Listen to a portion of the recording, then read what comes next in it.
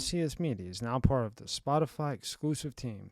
If you'd like to watch this episode and others, uncensored and uncut, click on the link in the description below. All right, we got Enrique Prado in today. Black Ops book, done CIA, you name it, you've done it. Thank you so much for your time and coming in and sharing some stories with us. Well, thank you for having me.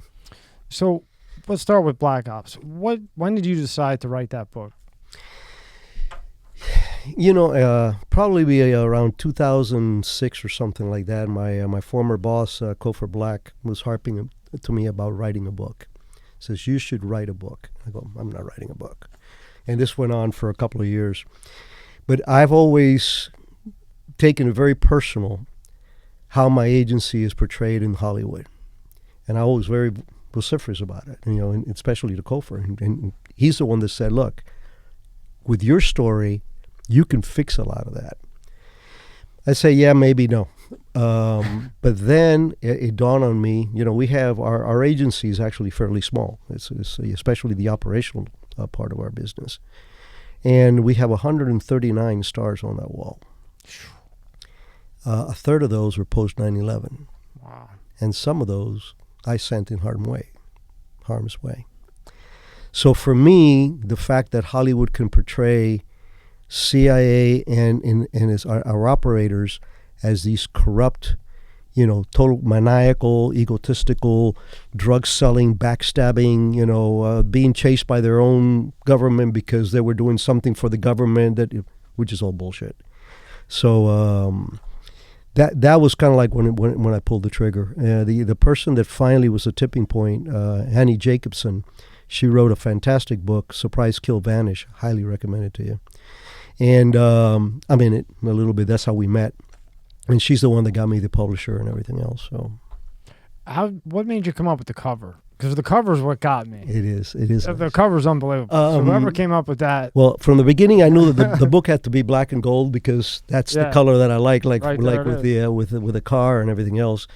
I'm a knife guy, and as a matter of fact, people ask me, why do you like knives? I said, because they scare the crap out of me. They scare the crap out of me, they're going to scare the crap out of the other guy. So I have the knives, and that was putting a gun on a book. It's not, you know, it's just.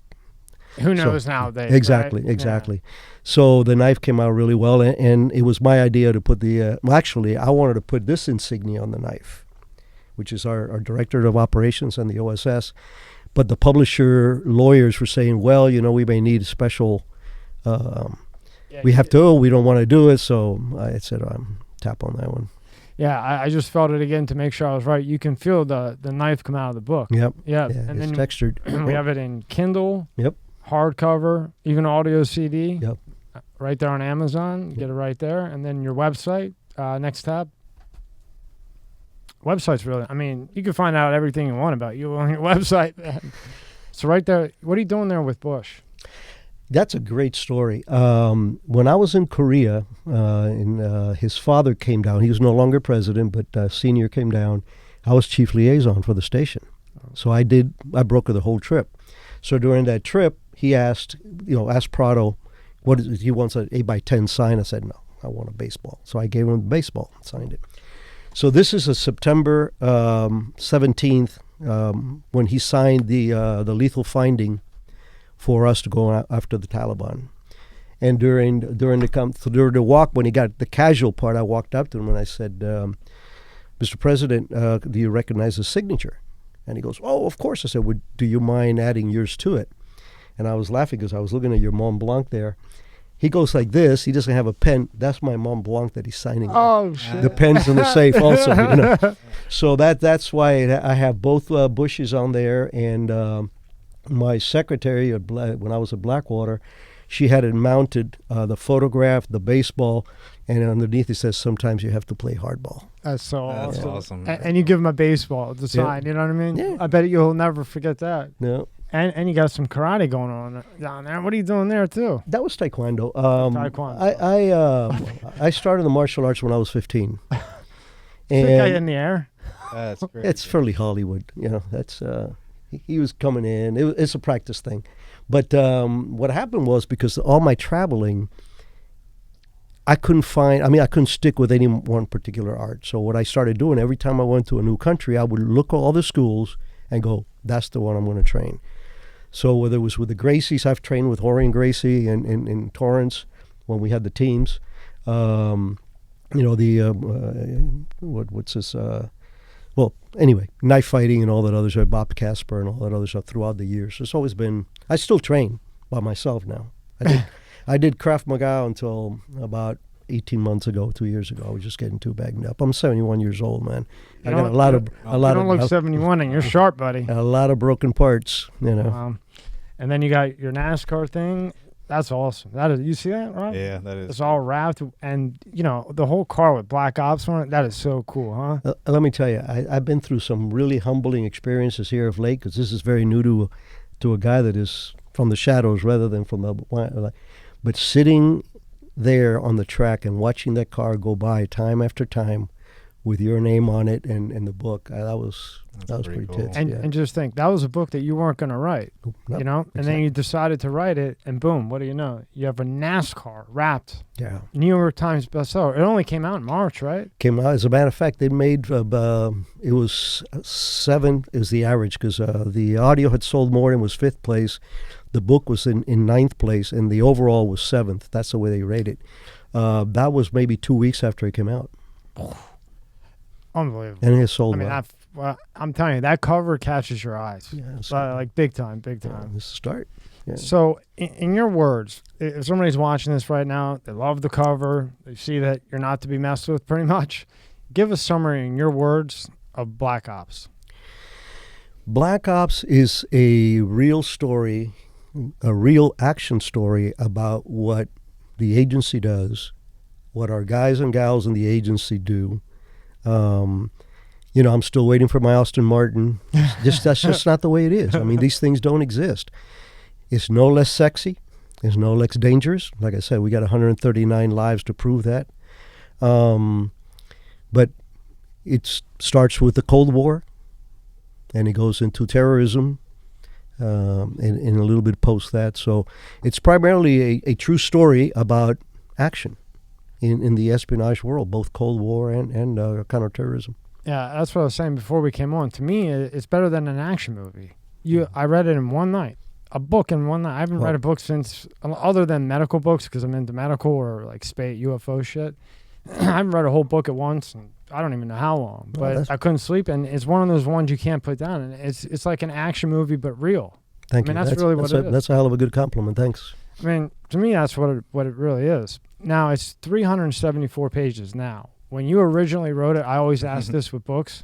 How many pages was it originally? When you were done? It was a little over 400, probably in the 430-ish or so. And the reason it got shortened is because we only left a percentage of the stuff that's blacked out. The publisher said, look, it's like a sexy dress on a woman. You leave a little bit to the imagination and people go for it. But there were literally pages and pages of stuff. So where it originally, when it went to my headquarters, it was probably about 430, 440 pages. By the time we ended with it was the 3 whatever. Yeah, that's not bad. No, only 100 off. Bad. Usually I've heard ones that were like 800, and they had to cut down to 300. Yeah, so you only lost 100. That's not bad. That means you wrote accurately, right? Or, accurately as you possibly can. And the audio's, like I said, the audio is really great too. You got to get it with Amazon though, because I tried to get it with Apple, and you got it, like the speaker guy's weird, but the Amazon one's really good. The Amazon, and the guy that did it is Scott Brick. His voice is just perfect for what I wanted. They gave me like 4 or 5 choices, and when I heard his voice, I go, I didn't want some squeaky voice guy, talking my life, and he just had that passion. That tone. The tone, but the passion also. I mean, he knew how to get in, and the intonations. I really enjoyed working with him. Also, a friend of ours just passed away, John Cruz. Great guy, worked for me. Took his life. They cut his time at the VA, his overtime, and that was just the end for him. What do you think could be done more to help these guys when they get out of the service? It's a very complex question. I think the first thing that we got to do is stop fighting these long wars. And I think that they're already moving in that direction. Under the last administration, they started a very strong program of let's try to avoid future wars and work more on preventing them. So this is why, like what we're doing in the Ukraine now, we've had people there for a while training them up in case, and now it's become a reality. Because, I did 8 years up at Fort Bragg that I would go, 7 years, that I would go up there 8 times a year to teach a course. And some of the guys that I worked with had 6, 7 tours. Wow. So, I mean, there's a lot of things in our lives that we cannot unsee. And regular people don't understand that. There's certain things you just cannot unsee. But when you do 7 or 8 tours, it's a lot of shit that you have seen. And a lot of times is and then the tipping point is when you have somebody close to you or something like that does get killed. Attention to mental health all around is very important. And not only for veterans, also for our police officers. Our police officers see again a lot of bad things. I mean, I could still remember when I was a paramedic with Metro, the first time I saw a light go out of somebody's eyes. It's a young kid in front of his dad. You don't erase that.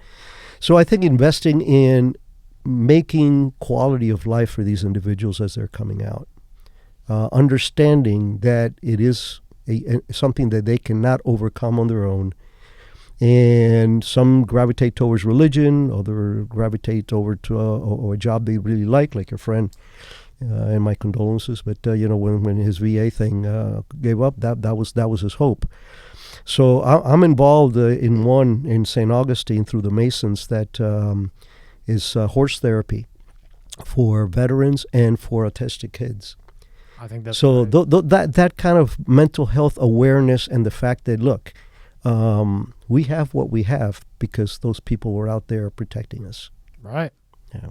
And I think just from the people I've talked to, maybe if they came out and they had someone like Rick that they could relate to, not like some therapist that has no idea what they went through, and the therapist says, "Hey, Rick, how are you?" Well, how the hell do you think Rick is? He just got back from the Cold War or wherever he was.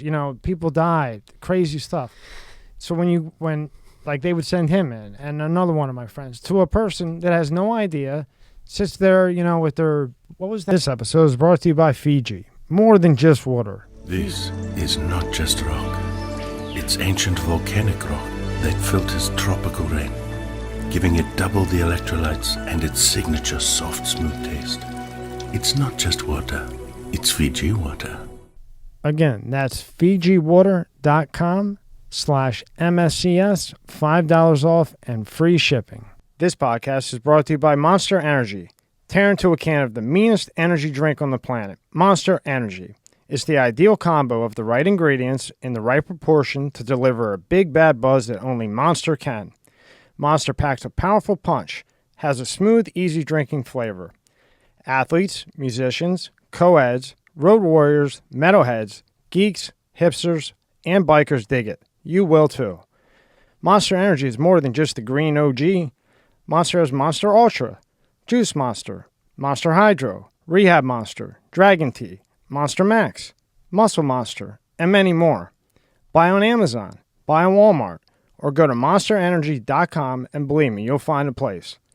Unleash the beast. Monster Energy. That show that everybody used to watch, and they cross their legs, a real quiet guy. Anyway, it's going to drive me. Mr. Bean? No. I don't know. He used to, I don't know. Anyway, but like that guy that says, "Hey, Rick, so how was your day? What's going on today?" Yeah. Now, how are you feeling? Yeah, how are you feeling? Yeah. Why don't you go home and write down how you feel? But if they had, doesn't need to be a licensed therapist, right. Just a guy like you or a Marine or another one similar to him that could have talked to him one-on-one where they can relate. Yeah, and even working tandem with a guy who is a professional, that he could interpret for the individual what this means before, during, and after. I think that's an excellent idea, and it should be executed. God knows we got enough talent out there, guys that have come up that are doing well. How do they cope with it? With a little bit of training, they could have a profession. I like that. And before we get into your whole thing, one thing that you do is great is that you take the skills that you've learned throughout your life along with other people and you do a pro bono. You go try to find kids that were stolen, touched, whatever, internationally. Talk a little bit about what you do with that. Yeah, the ARC is an organization started by a friend of mine, Basil Bass, and he was an agency guy for a former Marine Recon, came to the agency for a few years and then went on private. And he started this company. He called me up and he said, Rick, he says, I know that you had some pretty good connectivity overseas. And I'm doing very strong here in the States, but I know what you bring to the table overseas. And he said, I would like you to be in my board of directors. And I said, absolutely, for free. That's the only way I would have done it anyway. So I don't exactly go out there and duct tape people anymore.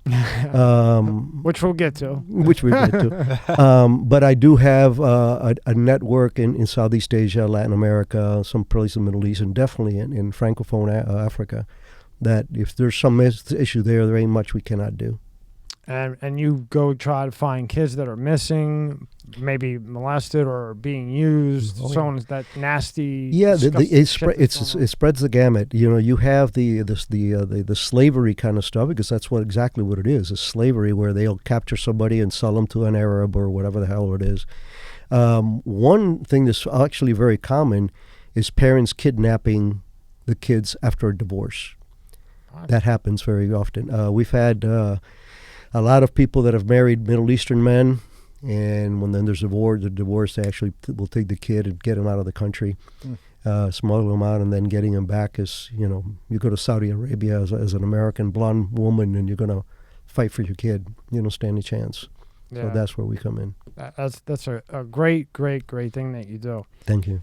Did you see the McCaff terrorist thing? They were saying that there was a terrorist attack in 2013 that they kept quiet. It's called the McCaff thing. And now you would know, of course, more than me. I just know what I read on this bullshit internet. That they were going to take out the generators or the power grid. This here, the McCaff sniper attack. On April 16, 2013, an attack was carried out by Pacific Gas and Electric Companies. McCaff, I'm probably saying that wrong. Transmission substation, California, near the border of San Jose. The attack, in which gunmen fired on 17 electrical transformers, resulted in more than $15 million worth of equipment damaged, but it had little impact on the station's electrical supply. I don't know if that video will play, but do you know about this? Yeah, mostly from the press, but I have some friends that had access to it. You know, it's funny because one of the reasons that their fire wasn't that accurate or that efficient was the fact that people understood the vulnerability. So most of these generators around them, those cooling walls with the holes, those are all armored. So the angles like this, bullet hitting like that, very, very few are going to make it in there. So it was actually, prevention. Well, why is it only coming out now, though? Well, because, the problem is when you advertise this kind of stuff, somebody goes, aha. Oh, and I'm going to do the same thing. And we all know what cyber attacks can do to us. Well, what does cyber run on? Electricity. So if you cannot get to the cyber and you start taking out generators, yeah. And that's what they were doing, right? Exactly. Go to the next tab, Twitter, because this is where I saw it, on freaking Twitter. Even before Elon has it, I'm reading this dumb. Yeah. I don't know what, Boston trapped in position. Scroll up. It might be up. It was somewhere in there. But, yeah, so that's what they were doing. They were trying to take out, the grid? Because if they hit the generators... Yeah, if you lose the power grid and you cannot establish it back up. But, that's sabotage 101. It's been done since World War II, for God's sake, and even before. Cut the lines of communications, cut the electricity, cut the roads, cut the bridges. It's all the same. Just you move to the future, and it's all electronic and wireless Wi-Fi stuff. And it's like, why even ever come out with this? Like, if you didn't come out with it before, like you said, I never thought about it like that, because you're just giving somebody an idea to do something. Yeah.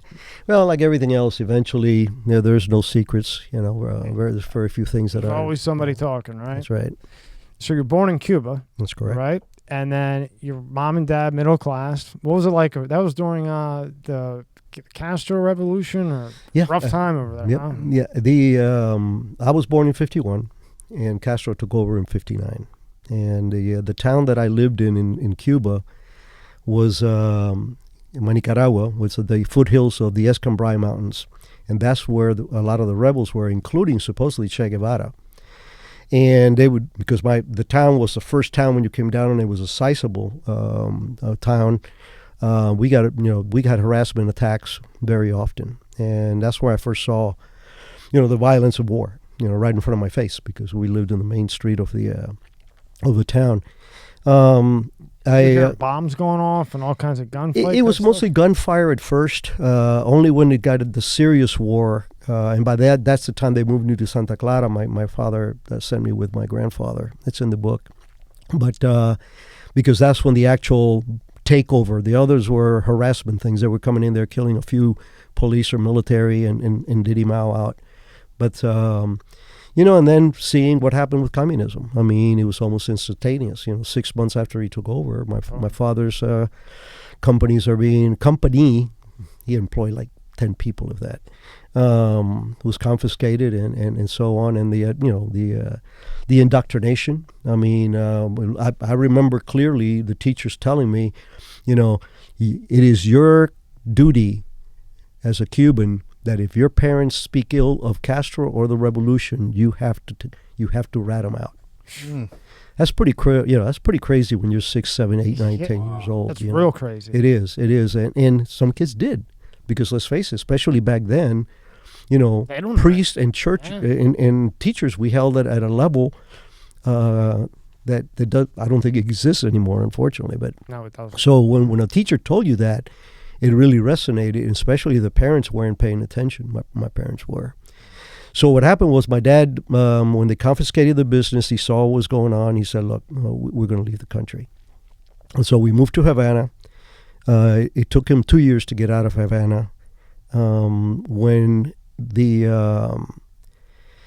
I guess it was probably about 6 months after we went up there, I had an uncle that was a communist. He was a professor at the school that I was used to be at. And he said, your son's name is on the list to go to Moscow to study. And that's when my dad said, I got to get him out of here. Yeah. And so there was this program, it's called Peter Pan program, established through the Catholic Church. And 14,000 some odd kids were taken out through that program for over a period of 2 years. That's a lot of kids. It's a lot of kids. And so I went to the airport with my parents, and I was the little man. My dad brought me up with this is how a man acts. This is how you do. This is how you keep your cool. You suck it up. It was that indoctrination in a very positive way was always there. So he played that card with me as far as me getting on that plane and you're going to be on your own. But he did several things besides preparing me. He looked at me in the eye and told me, says, I will see you again, no matter what. That's man shit. Yeah, that's man shit, even at 10 years old. But at 7, you were in a firefight. Yeah. I mean, that's right in the book. And I was like, how are you in a firefight at 7? Well, I wasn't firing, but I was in the middle of it. What happened was, like I said, our house was in the main street of the town. And at the end, about three stores down from our home, there was a bar that was frequented by police and the military guys. And what happened was it was the second or third time that they had done a harassment into the town. And all the other times, my parents had been with me. They would take me back to a safe haven, and we would just sit there. But this time, they were out of town. And I had a 15-year-old nanny, for lack of a better word, that was, keep an eye on. Huh? Yeah. So all of a sudden, I start hearing the ruckus, and I walk up to the front window, and these jealousy windows. And it was about this high off the ground, about 3 feet off the ground. And I start cranking the handles, and things open up, and I can hear, and I could see people from across the street shooting into the bar. Damn. But what I did not see was right underneath me, there was a guy with an automatic weapon. Mm. And all of a sudden, he pops up and lets out these incredible 2 bursts of ammunition. I'm farther from you than I was from this guy. Wow. But that was good for your ears at 7. But it's funny because under those kind of stress, the first things that you lose is it's called auditory exclusion and tunnel vision. When you have that kind of a shock, I don't remember the gunfire as much as I remember, that you're going to laugh, the empty shells hitting the glass and cascading down. That's tattooed here. I can literally relive that. And you can hear it too, You right? could, yep. So that was the first experience that was that close. I also would go up in the Escambay Mountains with my dad even earlier on when he went to buy the coffee crop. And, I saw dead rebels on the road and some dead soldiers on the road. But I wasn't sensitized to it, but nonetheless, it was not a... You're almost getting prepared to do what you end up doing. Well, you're hit on something that's very important to me. I honestly believe that God puts us in a path, puts a path in front of us. Not everybody has the willingness to pay the price of admission to that path. But if you do take that path, because that's what you're supposed to do, God will still prepare you. And now, with the hindsight and the retrospective time that I was able to have the book, it's so crystal clear that it was like, I need this guy here 20 years from now or 30 years from now, and let me start forging that metal that's going to become that sword. So I'm a firm believer in that. Yeah. Well, I mean, when you read the book, everything that happened to you, it built you up to go into the military. And then in the middle of it, I started to say to myself, he just left a war-ridden country. Just, ammunition, all this shit at 10. Why in the hell would you want to go into the military? This episode is brought to you by Let's Get Checked. I want to talk to you guys out there who are working out all the time but aren't seeing any results. Your commitment isn't the issue. You're going to the gym all the time, different body parts, everything else. Before you go and buy a new supplement, try a new diet, new routine, let's talk about your testosterone. Low testosterone can affect anyone at any age. And low testosterone will take away muscle mass and you'll gain body fat. So let's talk about today's sponsor, Let's Get Checked. They're the worldwide leader at home testing kits. You order the testing kit, it's delivered right to your house, discreet packaging, next day delivery. You send it back. Once it arrives in the laboratory, your results will be available in 2 to 5 days on your secure online account. So, if you want to test your testosterone levels without leaving your home, visit trylgc.com/MSCS and use the code MSCS at checkout and get 30% off. The link is in the description at the top. This episode is sponsored by Aurora. Do you know what the fastest growing crime in America is? For years, this crime rate has been surging and affecting millions of Americans. I'm talking about identity theft, and there's a new victim every 14 seconds. Yet despite this, those who have had their identity stolen are often shocked when it happens. That's why I'm excited to partner with Aurora, who is sponsoring this video. Aurora is identity theft protection, fraud monitoring, a VPN, password management, and antivirus software all into one easy-to-use app. Their VPN allows you to stay anonymous online by keeping your browsing history and personal information safe and encrypted. Protect you and your family from America's fastest growing crime. Try Aurora for free for 2 weeks and see if you or anyone in your family's personal information has been compromised. Start your free trial today. Go to aurora.com/MSCS. The link is in the description below. But it makes sense because it was just meant to be, because you were prepared, so you were so good at what you did, just in my opinion. Yep. Because at 7 years old, 5 years old, you're already experiencing all kinds of stuff that others aren't. So then when you go into the military later on, half this stuff is a joke to you because, okay, a dead body. You saw that at 7. Right. It just totally prepped you. Yeah, I do believe that. I do believe that. And the one of the biggest polishing was when I went into pararescue. I thought I was hot shit. I thought I was a tough kid. Walked with a swagger. It was humbling. When I'm puking after the 7th mile of running or whatever. So tell me about pararescue. I guess the boot camp is what the hell is. Yeah, the pararescue pipeline back then was a little over a year. It's over 2 years now because the advanced medical stuff that they have now. I mean, pararescuemen are trained in mountain climbing, parachuting, scuba diving, fighting, of course, shooting miniguns out of helicopters. But their main job, that's just how you get to rescue somebody. Give me a couple examples of some of those things that you named that you did, like real cool stories. Like you were talking about how you were diving underwater, you already knew how to swim, 100 meters, 1,000 meters, you held your breath forever. I want to hear about the scuba. Each one of those that you mentioned, give me one cool story. Well, I like we had in our talk at the beginning, SEER school is a bear.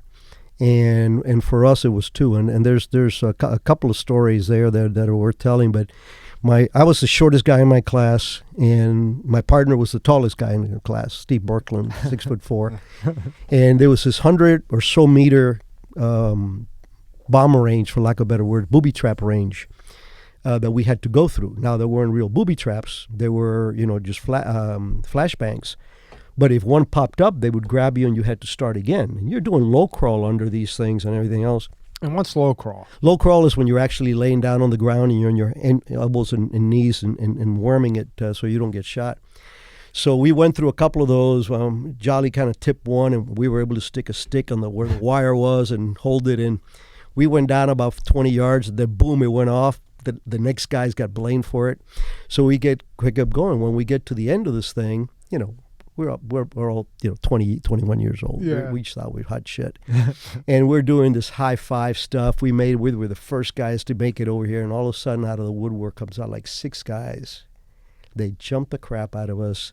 They hog-tied us, put a bag over our heads, and threw them into our debriefing programs. This is a 3-week course. Holy shit. And then what happens after that?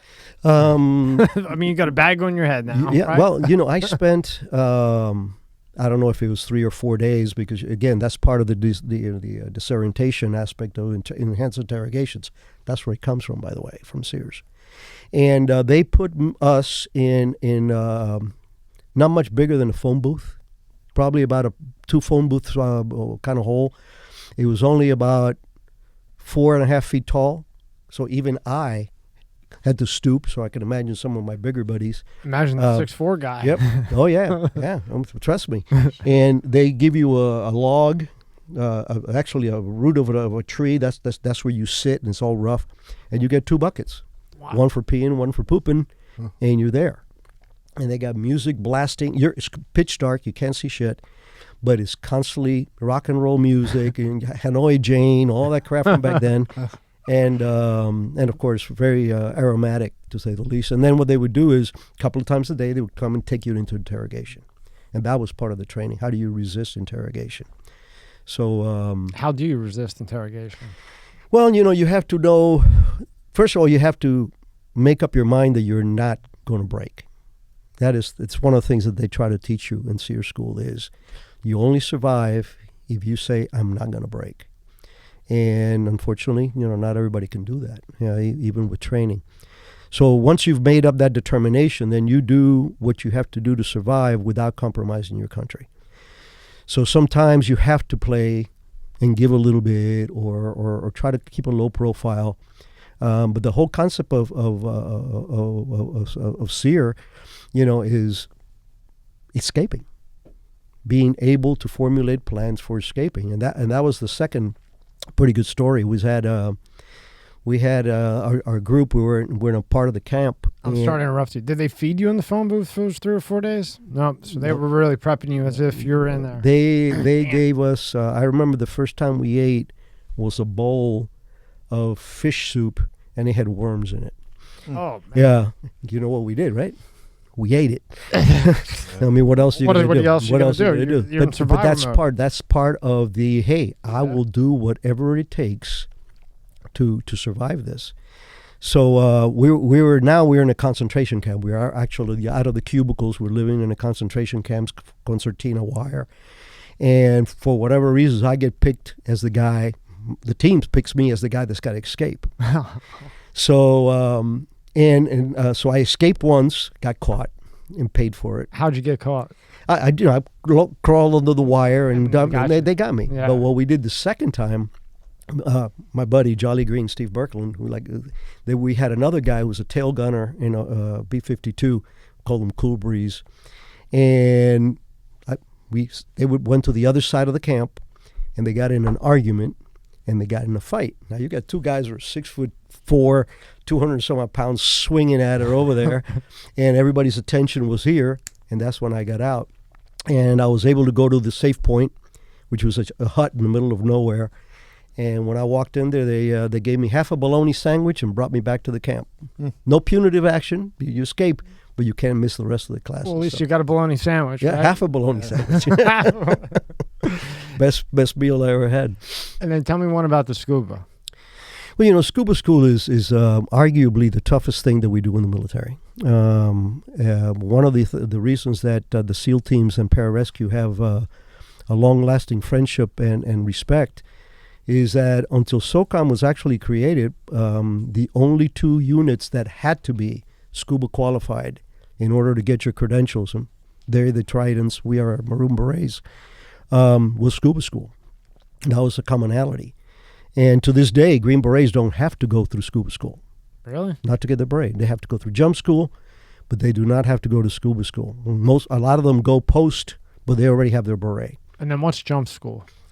Jump school is now it's cool. Now it's really, really cool. And I can tell you about that one because I know the guy that does the training. But, in the old days for us, jump school was 3 weeks at Fort Bragg, jogging in July, and you get 5 jumps, and you're doing, landings and sawdust. It's just, it's pretty light duty. You got that look in your face. Yeah. It's just, and for me, for the team, when we got out, when we went to Fort Benning, we had been in scuba school. We had been through what we knew was the toughest part of our course. So now we had this, you're not going to break me, But it's not a hard course if you are in your shape for it, whatever.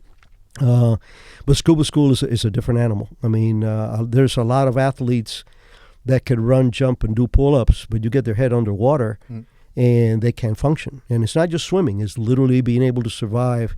And I'll tell you 2 things about scuba school. The first one is it's called a harassment swim, and this is towards the end of the course. You go in. I was with Gary McGuire, to this day a good friend of mine. He was my scuba buddy, and we're in there. We got our tanks, we got a regulator, mask, and fins. And what the instructors come doing, they start taking your stuff off. Oh shit! Mm-hmm. So they'll take your mask off, and then and okay, we'll suck it up, and then they take my regulator off, literally take it off the tank. Oh. So now I'm buddy breathing with my guy. But if one of us goes up, you both fail. So it's getting rough because now they come and they take your tanks, and there's always a little elbow shot in there or something like that. And they're not kindly coming. They're not going and say, "Please give me that." They're smacking you upside the head. So Gary and we have our legs locked around the tank, and we're breathing out of the tank without a regulator. So you open it up, you get all those bubbles, take a breath, give it to the other guy, and all of a sudden, because of all the movement, we got a bunch of guys in there. One of the masks kind of starts floating over, and Gary picks it up, puts it on his face, clears it. Okay, now he can see. The instructor saw that. Oh. And the old masks, it's before your time because of all the modern stuff. But the old had a ring around the glass and a screw like this on the top. An actual screw? Yeah, it was a screw with a bolt. And so you had this metal protrusion there, and the guy his name was Sweeney. We'll never forget. He was a SEAL. All the instructors were SEAL in this class. And it was his fault because he's smart. He was a smart ass. When the instructor came, he took his mask off and handed it to him. He said, "Put it back on." And then he took the mask and went like this and pulled it like boom, and let it go and cut him right across the eye. And of course, Gary went like this, started going up. I'm holding him down. So that was, I mean, you're talking a swimming pool that hasn't been cleaned in years because that's what they want. They want that algae. They want all that crap there that you can't see. The other cool story from scuba school, as far as I'm concerned, we used to do 1,000, 1,500, 2,500, and 5,000 meter swims. 5,000 meters? 5,000 meter swims. Well, but you have gear on. I mean, you're breathing. 5,000 meters. It's you've got to be in massive shape. Yeah. How do you get in shape to because I think swimming is one of the best exercises there is. You swim. You just get the endurance through swimming because it ain't going to happen on a treadmill. Pararescue was very good at preparing, so are SEALs. We literally in Lackland, when we were doing preconditioning, we did pool work every single day. And then when we went to the first medical phase, when you're a pararescueman, you're an EMT too. That's when you come out as. Yeah, I saw that. I was thinking to myself, how are you doing all this and you're working with the fire department? Well, the fire department started when I went into the reserves. And that was 74. 74-ish, yeah, very good memory. But the one part of the story here is that we were going to have like a 2,000-meter swim that night. And they said, you have a night swim today. We want you to show up at 5 o'clock. This is fairly early on. It was our first big swim. So it was 1,500 or 2,000 meters. And we show up in the classroom, and they said, we're going to watch a movie. You're like, what? We're watching a movie to go. We're supposed to go there's diving. a catch coming somewhere, right? Yeah. Blue Water, White Death. It was the first documentary made about the sharks, the great white sharks. God. So much for a movie, huh? Yeah. So we're watching this, and everybody's butt's getting tighter and tighter. We had one guy that had to be literally pushed off the boat. But there's madness to their methods. We all swam our asses off. Mm-hmm. And when you came in, you gave the instructor your number, and he would log in your time. At the end, when we were all lined up, he says, from now on, this is the minimum time you can do in a 2-meter swim. Because we were all kicking like hell because we wanted to get the hell out of that water. So a little psychology to the physical aspects of it is pretty cool. That is so cool. Yeah. Give me one more. That was a good one. One more good one. I did a lot of diving afterwards. I think that what really brought all this together, and again, part of the forging that we were talking to, when we were when I was working with the Contras, which were the Sandinista, anti-Sandinista, anti-communist guerrillas that freedom fighters that we were supporting down there, I came up with an idea of training some of these mosquitoes who were lobster divers, and we blew up a port in Puerto Cabezas. That was the operation. So it was. We started out with 6 guys, 2 washed out from my selection, and they spent 3 weeks with me doing compass swims and kicks and doing body breathing, all the stuff that we've talked about. And then we put the team together with it called the Barracudas. There's really a good picture of it in the book. When headquarters came in with a requirement, they said, "Look, you guys are doing raids and ambushes. That's cool, but we need a left hook. We need something that is really going to get the Sandinistas' attention." So I came up with that idea, and I went back to headquarters and said, "I want to blow up the Puerto Cabezas pier. Tell me how to do it, but I'm gonna approach it by the ocean."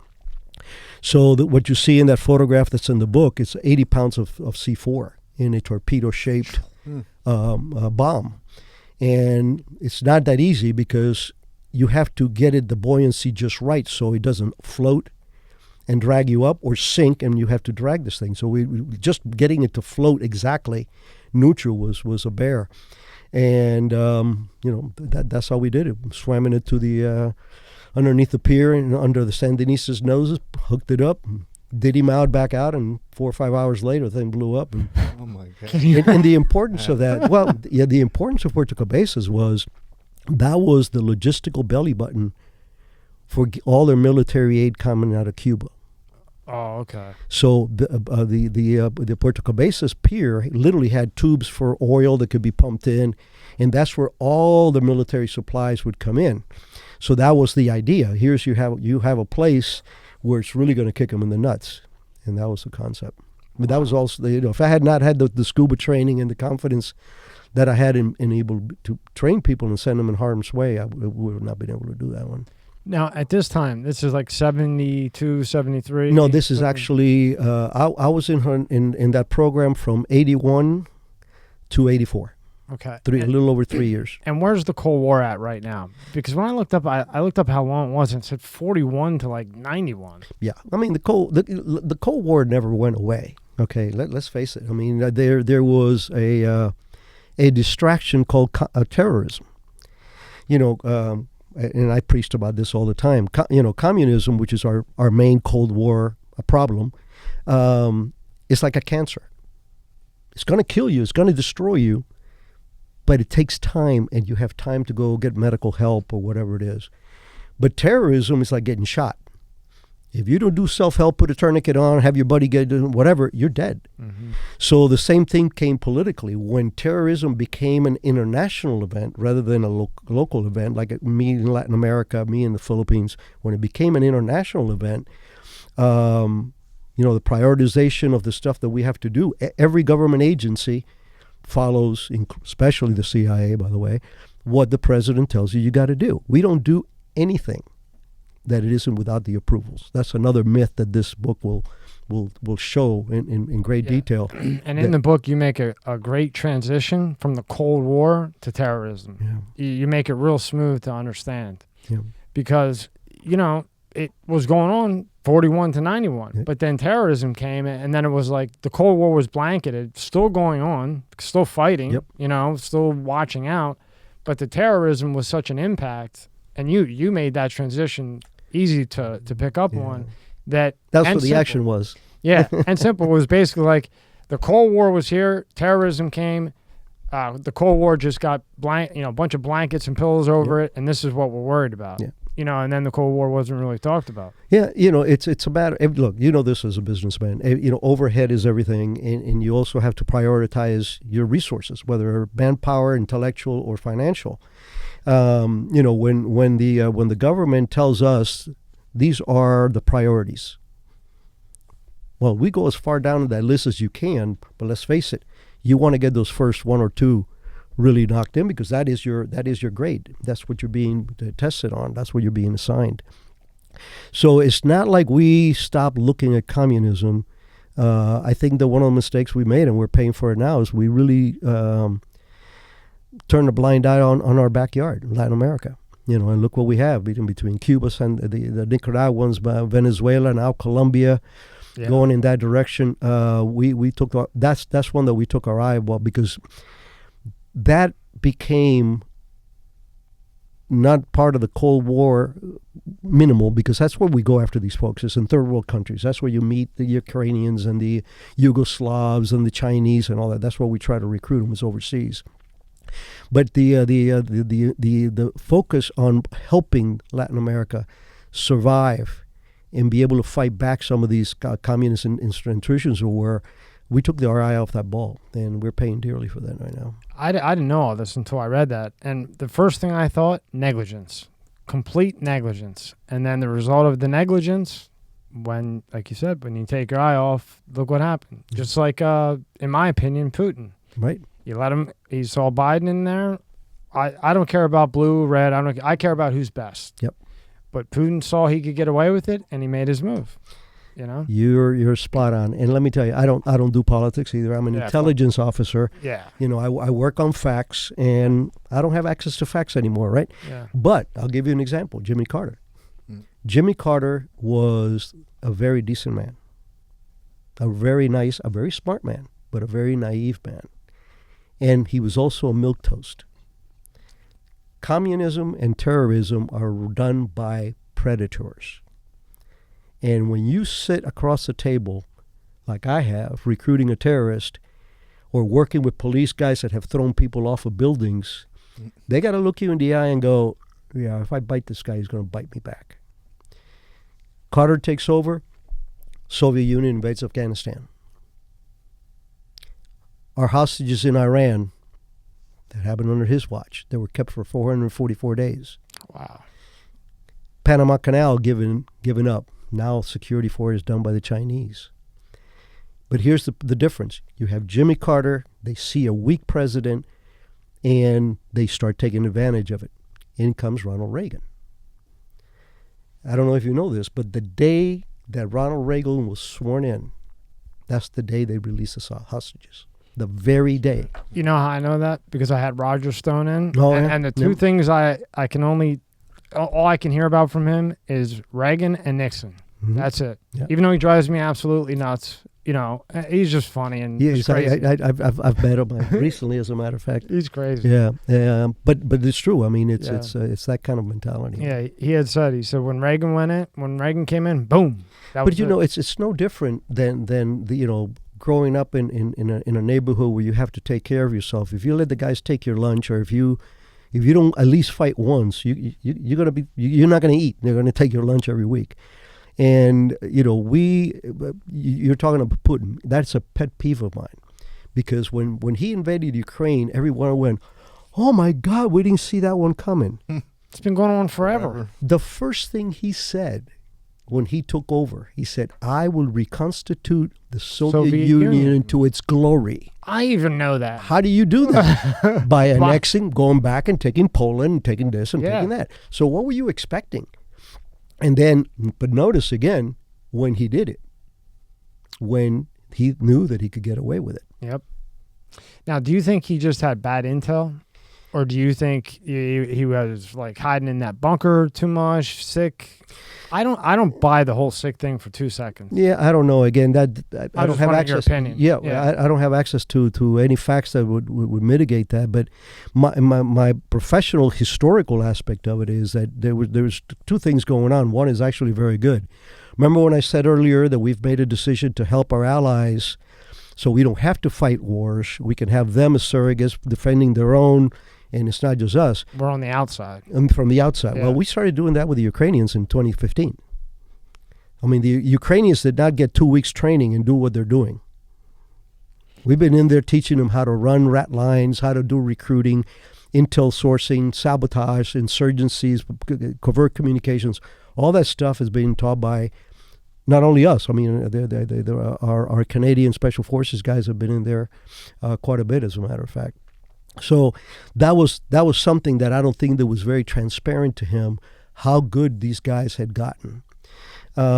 He knew that there was not going to be a reaction from the big muscles. Right. It wasn't going to happen. There would be a lot of talking and a lot of barking, but that doesn't scare predators. I mean, if you're being attacked by a bear, you better have a 357 because yelling ain't going to do it. No. You're not going to spook them away. And that's exactly what happened. Now, he went overconfident into Ukraine. I think the other upside of this, I mean, there's two upsides for me, and I'm being very, very pragmatic about this. Is the first one is the myth of Soviet military power has been shot in the ass. Yes, it has. Because you have these guerrilla guys just kicking the dog crap out of you. Yeah. The other is Putin may do exactly the opposite of what he intended to do. Remember what toppled the wall the first time? Yeah. Was the Afghan war. Right. When body bags coming back home in droves for years and the resources spent, public opinion starts to count even in a place like Russia. And he thought he was going to go in there. He went in there with a week's worth of supplies. Yeah. This is going to be nothing. Yeah, I have a comedian. Yeah, I'm running a 200-yard, I think, not a marathon. Well, he was wrong. And they pay the price. But I think that another benefit that can come out of this is if we can continue to support the Ukrainians and continue to do a little bit more seriousness, our embargo of them, and getting independent ourselves. If we can get independent from oil and everything else like we had 3 or 4 years ago, it will drain them, and I would think that we could topple him. I think he can be the second wall that goes down. I agree with you. And one thing I don't understand, and I'm not saying that we shouldn't help them or whatever. That's not my decision, or I'm just the guy that watches the TV. But, Ukraine could have been with NATO, but they kept violating shit with the nuclear. Yeah. But they never mentioned that. So, yeah, they're doing a great job fighting back. But if they wouldn't have been doing corrupt stuff for, 10 years of tests or even longer? Yeah, I mean, look, Ukrainians were Russians at one time. Okay, Right. They were Soviets. So that mentality of that corruption, the oligarchs, the 100 billionaires that I bet they love those boats getting big. I bet, yeah. I was thinking any second this guy's going to get popped. You see, and that was my prediction, that eventually these oligarchs are going to say, you know what? Let's put a $50 million contract on his ass. That's like me buying you dinner. That's nothing to them. And take the guy out. But if that doesn't happen, I think he's still going to implode, because this is not going to be resolved in the next 6 months. No. And I don't think that foreclosure. I mean, he just missed out on a big payment for the first time in 100 years that Russia hasn't been able to pay their debt. So I think that's going to be good in the long run for us to neutralize the Russian power. Now, there's a other side of that coin is China. And China is extremely smart, extremely patient, deliberate, visionary. And unlike the United States, where we have 3-year plans, because by the 4th year, the president has to get reelected, they have 100-year plans. No. They have 100-year plans. They're patient with everything. That's with it. business. And, you may have to tweak it one way or the other, but in what is the end game? It's world domination. Yeah, they want to be the rulers of the world. And who has done it longer than any other culture on this earth? The Chinese. They were the first real imperial power that kept on ticking. Yeah. And I think the way I'm looking at it, just the whole thing, I think Russia and Ukraine will come to some type of an agreement, because like you said, it's just going to be too much. Maybe Ukraine keeps one piece and Russia takes part, or who the hell knows. But eventually, I think it's going to be China's like the boss. Yeah. And then you have like Russia, Serbia, Ukraine, what's left, whoever else is down the line. So China lets Russia stay Russia. Right. But really, China's like the boss of all of them. Yeah. And then eventually they become world domination. And like you said, because they have such patience and skills, and all their kids have to go into, the men, I believe, have to go into the military. Yep. They shut that internet off at 6, which I completely agree with. Yep. Yep. So they're getting educated while we're worried about some green shit that's been going on for 10 billion years. It evolves, it gets hot, it melts, and then it gets cold again. Yeah, it's funny. There were no cars during the Ice Age. Right. The Ice Age did not end because of the cars that were there, right? So China is the big term problem, and they've been very smart. They've been in Africa for decades, and a lot of people go, "Why are they in Africa?" Including me. I go, "Why the hell do they want Africa?" They're waiting. It's the resources, minerals, and exactly all the minerals and all the stuff there. Geopolitically, also location for different things. Then they got into Latin America. They've been in Latin America for quite a while. They're in Latin America? Oh, yeah. As a matter of fact, I don't know if that's still the case, but for the longest time, a Chinese company had the security for the Panama Canal. What? Look it up. Wow, Google that. the Chinese had the security for the Panama Canal? They bid on it, and they got the... But you see, that's what the Chinese do. Their modus operandi is they'll come to country X and they go, "What do you need?" "Oh, I need security for the port." Or, "Oh, I need this, that, or the other." And they'll say, "Well, I'll lend you $50 million and you pay me back in 3 years. How's that?" And you go, "Yeah." When you can't pay back, they own your ass. And now that you have to do whatever they say. Exactly. And that's pretty much the way it's been going. That's what they've done in Africa. That's what they're doing in Latin America. And another example, when the Taliban declared itself the new rulers of Afghanistan again, who was the first nation to recognize them? The Chinese. Why? Because all those minerals that we need for the Lexuses and all these electric cars and all this kind of crap, that's where that stuff is. Yeah, because I can't, you see all the wires in there, and a couple of things I needed, and we got different things instead. But there was about 3 months when, right when we kind of came out of COVID, there was a chip shortage like crazy. Oh yeah. And that comes from minerals, huh? Right. So all the metals, China certainly, everything comes from China. Exactly. Well, the sad thing is that we're so stupid, and I don't know how we get into this mindset, but our medical supplies, a lot of them come from China. There's munitions. This was on the news a couple of weeks ago. Big munitions that we were dependent on them helping us manufacture. How am I going to put myself in that situation with my number one enemy, unless he's paid me off too? And, well, there you go. Okay. And you know what, Rick? You know what's crazy?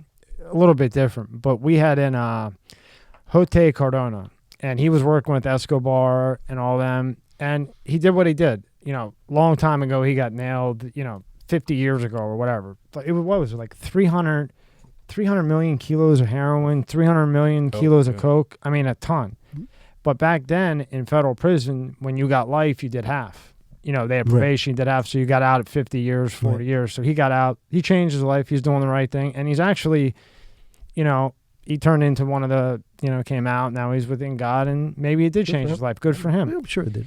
And when he came on, he was telling us that when they would make the drugs, there would be all the drugs would go to every country. But the drugs that went to the U.S. was different. They would put more addictive shit in them. Yep. And that was specifically only for the U.S. Of course. So if it went to Australia, it was clean, good to go. Yeah. But the U.S., every single thing, even marijuana, they would put an addictive property into it just for the United States. Well, you know, you got to realize that the United States, and this is not braggadocio, is the only world power that can fight the isms, communism, terrorism. You know, our British allies, we love them to death. They're really loyal. Our Canadian guys, the Special Forces, not their president, are super and well respected in the community. But we're the big boys in town. And if they take us down or if they diminish our capabilities, it allows them to take over. Yeah. And everybody, you know, not everybody, and I want to ask this because, you know, defend it if you can. A lot of people think, and kind of try to prove it, but you can't, that the government's involved in those tunnels and letting those drugs in. What do you feel about that? I doubt that. I'm not saying that at some levels there's corruption, because we know there's corruption. Right. I mean, there's this guy named Biden Jr. that has some history about corruption. So corruption exists in every country, including ours, just different degrees of separation.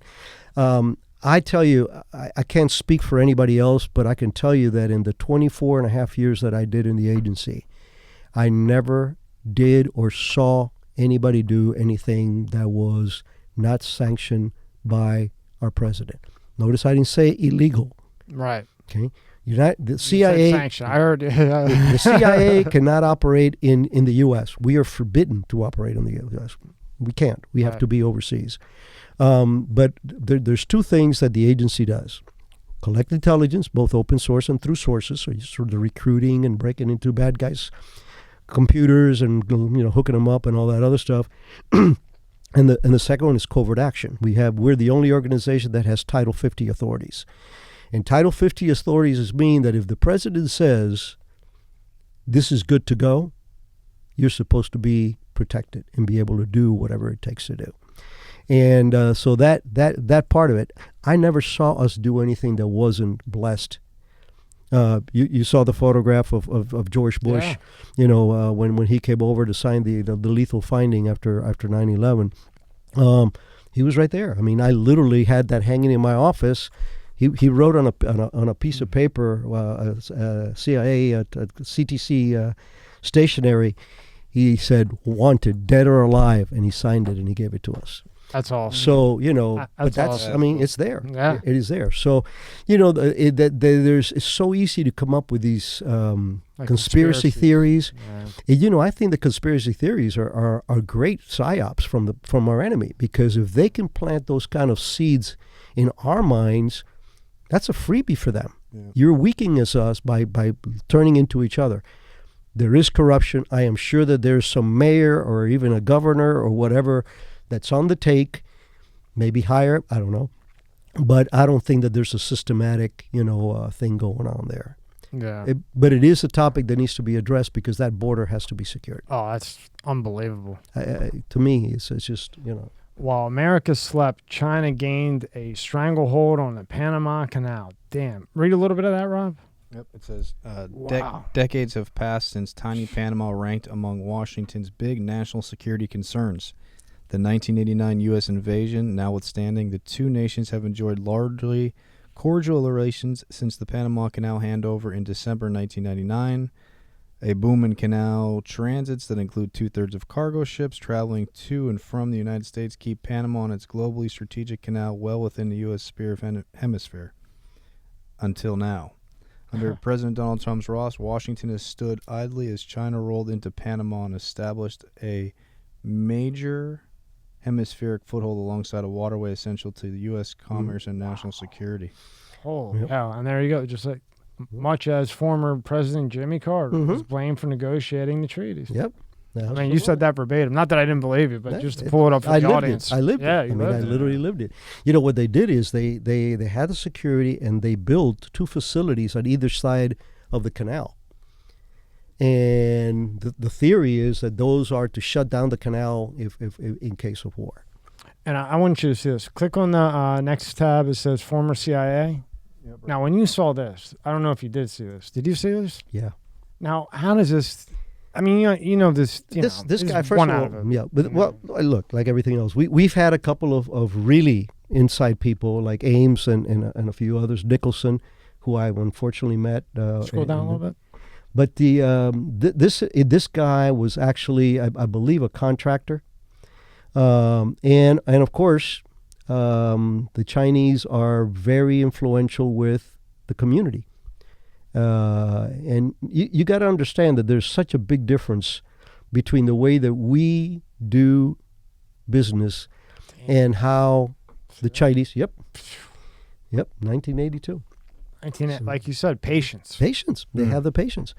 But, Chinese in communist countries, when they recruit somebody as a source, they have no problem recruiting for weaknesses.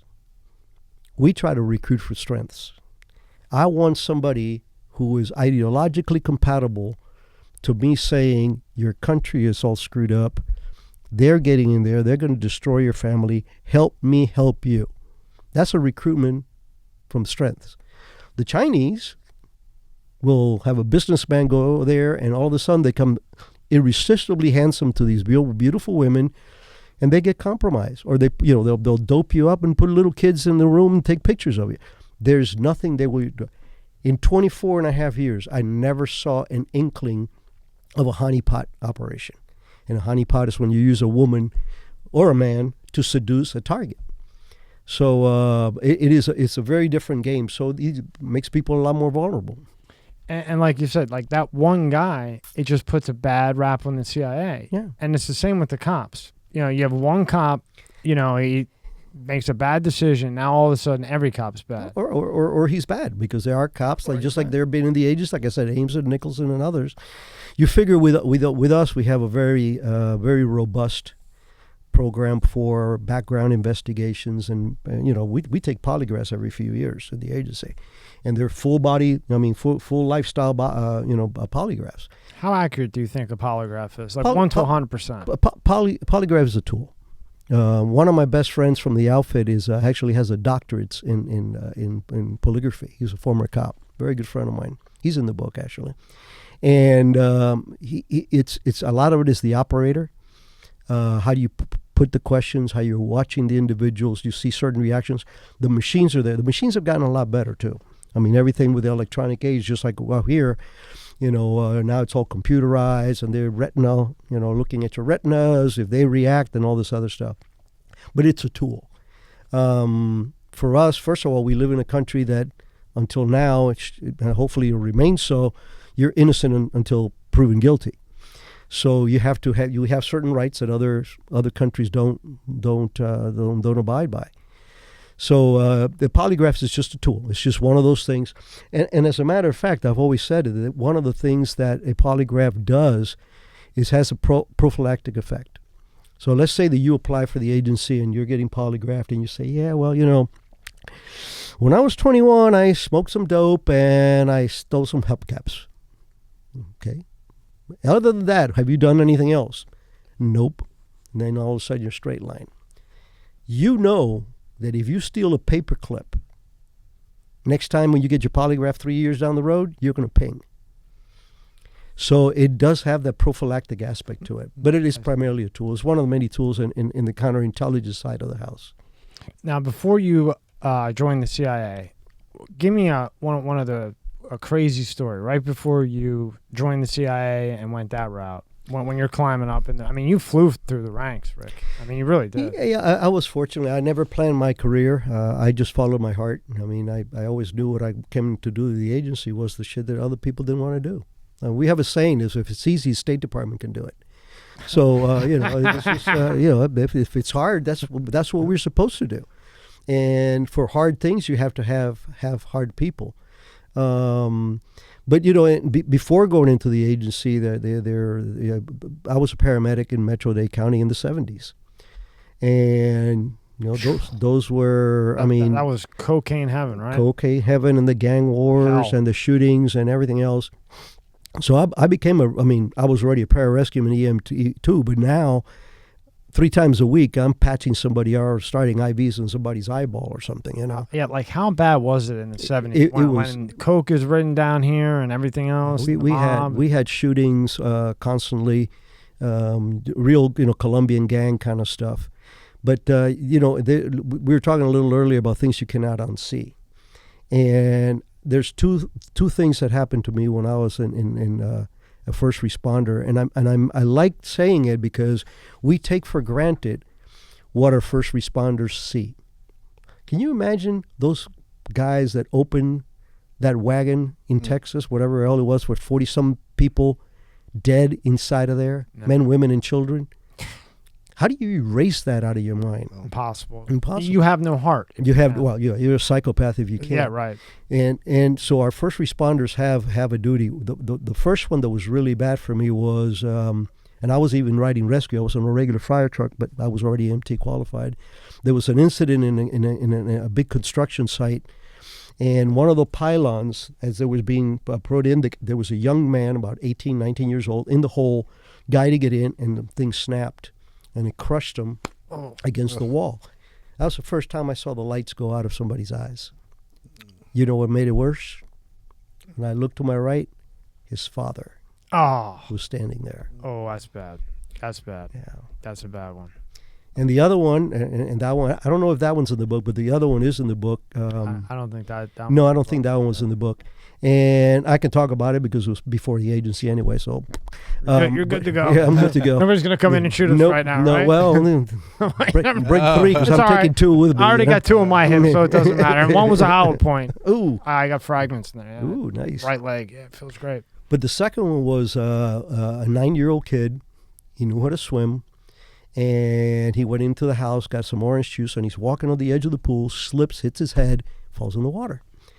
And the mother was in the kitchen. We don't know how long it was, but she saw, and she called 911 and went over there and got him out. But he'd been underwater. And we got there. We were the first unit in, and my partner grabbed him, put him on his legs, started getting. We're in the back of the rescue truck, and if you've seen the fire trucks and the rescue trucks, the floor is that diamond steel kind of crap. Yeah. So he's sitting on a little bench-like thing with a kid in his laps, giving him chest compressions. I'm on my knees giving him mouth to mouth. The mother jumps in the front seat, and now we're hauling ass to the hospital, South Miami Hospital. And this kid vomits in my mouth 3 times. Ooh. Now, you know what I did every time? You took it like a man for the kid. I turned my face, I spat it out, went back to mouth. Damn right. I did that 3 times. My knees, were on the ground. So we get to the hospital, and it's a cute part of the story, which is a very dramatic story. But, when we got to the hospital, the doctors actually said, "Good job, guys. He's nice and pink." That means we had got him oxygenated. And as soon as he got on that gurney, the doctor says, "Hey, guys, we're good. You can go." It was like unplugging me. All of a sudden, I smelled the rancid orange juice puke that I had all over my shirt. Yeah. My knees, my pants were torn. I was bleeding in my knees. And tough Rick, right? The nurse says, "Are you okay?" I go, "Yeah." And she literally grabbed me, put stuff under my nose, because once that adrenaline wore off, boom, all that stuff hit me, and I actually went home. I went back to the chief and said, I need a break. I need a break after that, right? So, but that story is important because we have people that do this every day in our country, and we assume that they don't have issues with it. And they don't recognize it. No. They recognize bullshit. Yeah. Instead of all this depressing shit all the time, yeah. well, why not talk about something like that? Okay, you want to talk about all the bad stuff. Well, why not talk about a Green Beret or a Marine that dived in or a paramedic that, a kid was definitely done for. getting $40,000 a year, defunded, probably took his benefits or took his pension. God knows what they're doing, but didn't care anyway. Jumped in a pool, let's say 50 gazillion feet, got the kid, puked in his mouth, but that won't go on TV. Yeah. But it should. It should. It shouldn't be all the bullshit. And what you said earlier, having somebody on the mental health part who can actually be identifiable, somebody that can talk to somebody with, like, listen, I've been there. I know exactly what you're talking about. Yeah, I say that because after what happened with my leg, I went to 30, 40 therapists over the years, really. And I walk in, and as soon as they said, how's your day? See ya. Here's your 120, see ya. And then finally I walked into this one therapist, and he goes, how the fuck are you ever going to get a job with that gold chain on? And I said, that's my guy there. And I went to him for 8 years. No bullshit. No bullshit. Yeah. And it wasn't like, hey, what happened at home? Pampsy-wumpsy, blah, blah, blah. It was for at least 2 months. Not a word about anything. It was, get that gold chain off. Get the earrings out. You want to be a professional businessman or you want to be some thug? Some thug. Yeah. And he would say, fuck. And for me, I was like, okay, this isn't going to be I can relate. I can relate. I'm not going to go home and take notes, buddy. Yeah. And we had a great relationship with him until he messed up. One came across my mind that has to do with a psychiatrist. When I was in the South American country that they didn't allow me to mention by name, that I recruited terrorists and all that other stuff. Are you allowed to say how you recruited the terrorists? Yeah, it was a coercion. It was primarily through working with some of our friends in the local police or whatever. South America's got to be tough. It was. This was a very bad group. These guys were Maoist and very lethal and They were in the city. They were doing things in the city, and what happened was we knew that he was part of a cell. We had them under surveillance. We had their phones bugged and all this other stuff, and he was what you call a mule. He is the guy that used to carry the explosives to a particular area and hand it to the bad guys. But he was a pot smoker. And in that organization, that's a no-no.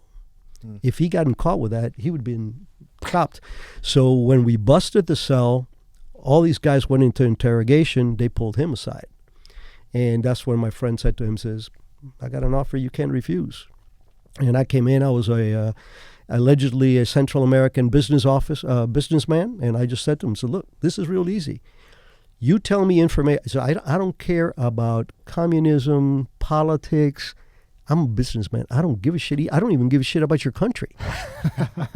I give a shit about my clients that I can say, stay away from this area because something is going to happen, and it happens. You do that, you go $200 a week. And an ounce of weed. No, that he's got to get on his own. But if you lie to me once, you go back to Bubba. And he accepted and he ran and he gave us some really good information, man. That's awesome. It was coercive, yeah. But when I was there, that's when I put in for the Philippines. And the psychiatry section from the agency called me in. They wanted to know why I was going from danger post to danger post to danger post to danger post. I was seeing them in the book, Rob. I'm like, holy fuck. Yeah, and I'll never forget. What was it 10 you've been to? Yeah. Well, I've operated permanently, years in 6 different places. But I've been to at least 50 countries operationally throughout my life. Who are you? Yeah, right. I mean, a hardworking American. But here, true. You just hit on something that's worth mentioning, though, Tommy. I'm not that unique inside the agency. There are a lot of guys and gals like me. And I try to do that in the book. I think you saw how many times I make examples of bosses or subordinates that did things that were above and beyond. You compliment your team a lot. Well, you have to have a team, right? You have to. Because how the fuck are you going to go in one of these places and not be prepared? Well, and even with all the training that we have a saying, when we go through I know it's a secret, the farm. Nobody's supposed to know that. Everybody knows exactly where it's at and everything else. But when you go through the farm and you come out of there, you think you're Mario Andretti. You just went through high school driver school. Yeah, but you don't know nothing, right? Yeah. So now you have, most of our real training comes under OJT. Now that's where the chief of station and deputy chief of station sits you down and goes, okay, how are you going to go there? How are you going to do this? Show me the map. What do you want? What are you going to say to them? What are your questions? How are you going to hide the information? Blah, blah, blah. It's OJT. So it is that process. But for me, I always gravitated to those places that not everybody was volunteering for, and I loved it. But again, to me, it sounds like because of what you came from, it was just kind of like your mission that you wanted the hard work because you grew up in that war-ridden nightmare, and you didn't want that here. Yeah. So it's almost maybe subconsciously you wanted to go there and knock them out so that what you had to deal with growing up never would happen here. Yeah. Well, it wasn't subconscious, to tell you the truth. Conscious. It was very conscious. And I can tell you the day that I grew a conscience. Wow. I was, my first year of junior college, I was at Miami-Dade Junior College. And this is 1971, early 71. And the hippies put a note on the bulletin board. Tomorrow, 12 o'clock, we're going to take down the American flag and we're going to burn it in protest for Vietnam. And I went, no, you're not. So I called. I didn't have any friends in college, so all my friends were still out pumping around the street. I called 2 or 3 of my friends over. We came over. When the hippies showed up, it was about 15, 20 of them. I think it was 5 of us. It wasn't a fair fight for them. And when there were torn T-shirts and beads all over the floor, and these guys were hightailing, all these assholes and elbows going to the other end, I looked up and I saw the American flag in an azure blue sky waving. And it was the first time in my life that I actually felt proud of doing violence. Because I was always getting into scraps and fights and stuff like that. It was 6 months later, I was in pararescue. Well, remember, your dad sent you over to get out of that shit. That's right. Then it's kind of like you see saw it that coming. flag Yep. and reminded, and your dad said, I'll be there. Yep. So it's kind of like you saw that flag, you put those 3 together. To me, that's yeah. like My dad was the biggest influence in my life. He was from the very beginning, and until he died. He died in my arms. Sorry to hear that. And, yeah. He lived the last 5 years of his life was with us, and that was a great closure for us. But my dad taught me so much, not by what he said, but what he did. To take a 10-year-old kid, your only child, and put him on an airplane to a country that you've never been, not sure that you're going to be able to see him, not for financial gain, not because of anything else other than you don't want your child to grow under that kind of a regime. That's a father that loves you. That is true. That is true love. That's the true. ultimate sacrifice. That's the jump in the grenade kind of stuff. So, that example alone, my God, if my dad is willing to put his only child on an airplane, how am I not going to go to this agent meeting and try to recruit the scumbag, or take this house down, or break into this terrorist safe house, which I did, and bug the place, that kind of stuff. He was the courage. He was the real bastion. Yeah, tell me how you do that. How do you break into a terrorist place sneakily and bug it? Very carefully. Very carefully. What you can say. There's one that is. I don't want you to because I don't want some fuck to watch this and get an idea either. So no, that's true too. No, the one that is in the book, and it's one of my favorites because we had again through our allies, we knew that there was a safe house. I was hoping you'd tell us one. Yeah, it was a safe house, and it's but it belonged to a girl. It belonged to a girl who happened to be dating a cop. And the cop found out about it, and he was one of our friends. So we came together. We put together a table, very crude, because these people are very, very poor. So this is a homemade. We did it at the station, in the embassy. We had a guy there that could do that kind of stuff, and it had batteries in the legs, so he could run for a long time. And then it had the microphones on both sides. And all she had to do when they showed up was pull this one little nail out and walk out. Well, the first time that she pulls the nail and the thing goes off, we're going to know. But in order to do this, so we put the table in there, and because she had to sit there not doing anything or transmitting for quite a while because you don't want anything untoward. And now we have an observation post, which was a building, a very high building, maybe a block or so away. But because you have to do this very low frequency, because if not, people can detect when they come to when they come to when bug they it. run the bugs. Exactly. You have to run something called a path loss test. I didn't know what the hell that was. But plainly the techs are telling me, look, dumb shit, go down there, walk in front of that safe house back and forth, and as you go, be pushing this button, and we'll tell you, what frequencies you need for the mission that you want us to hook together for. So I didn't bathe for a couple of days. I didn't shave for a couple of days. I had some clothes I had gotten locally, so I looked like just a bum, And so I'm walking down, and my buddy Alex drops me off in the corner, and he was my backup. He actually stayed there, a former LA cop, real badass guy.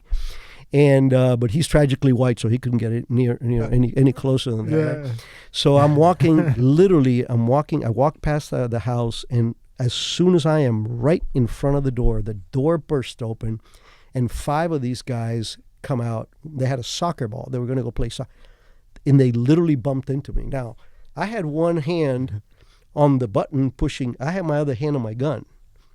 And for a guy like me to eat crow takes a lot. My first thought was, there's only 5 of them, and I got 15 rounds in my Browning high power. But then the point of the story is, in my world, the minute you do this, your mission is compromised. So I just play the poor cholo. Oh, man, perdóname, I'm sorry. And they push me around and laughing. I'm going, motherfucker, you stab. You have no idea how you bad. got 15 in there. How badly I want extras. to. Yeah, I want to pop you on the head. But we laugh about it now. But I tell you what, you talk about a pucker.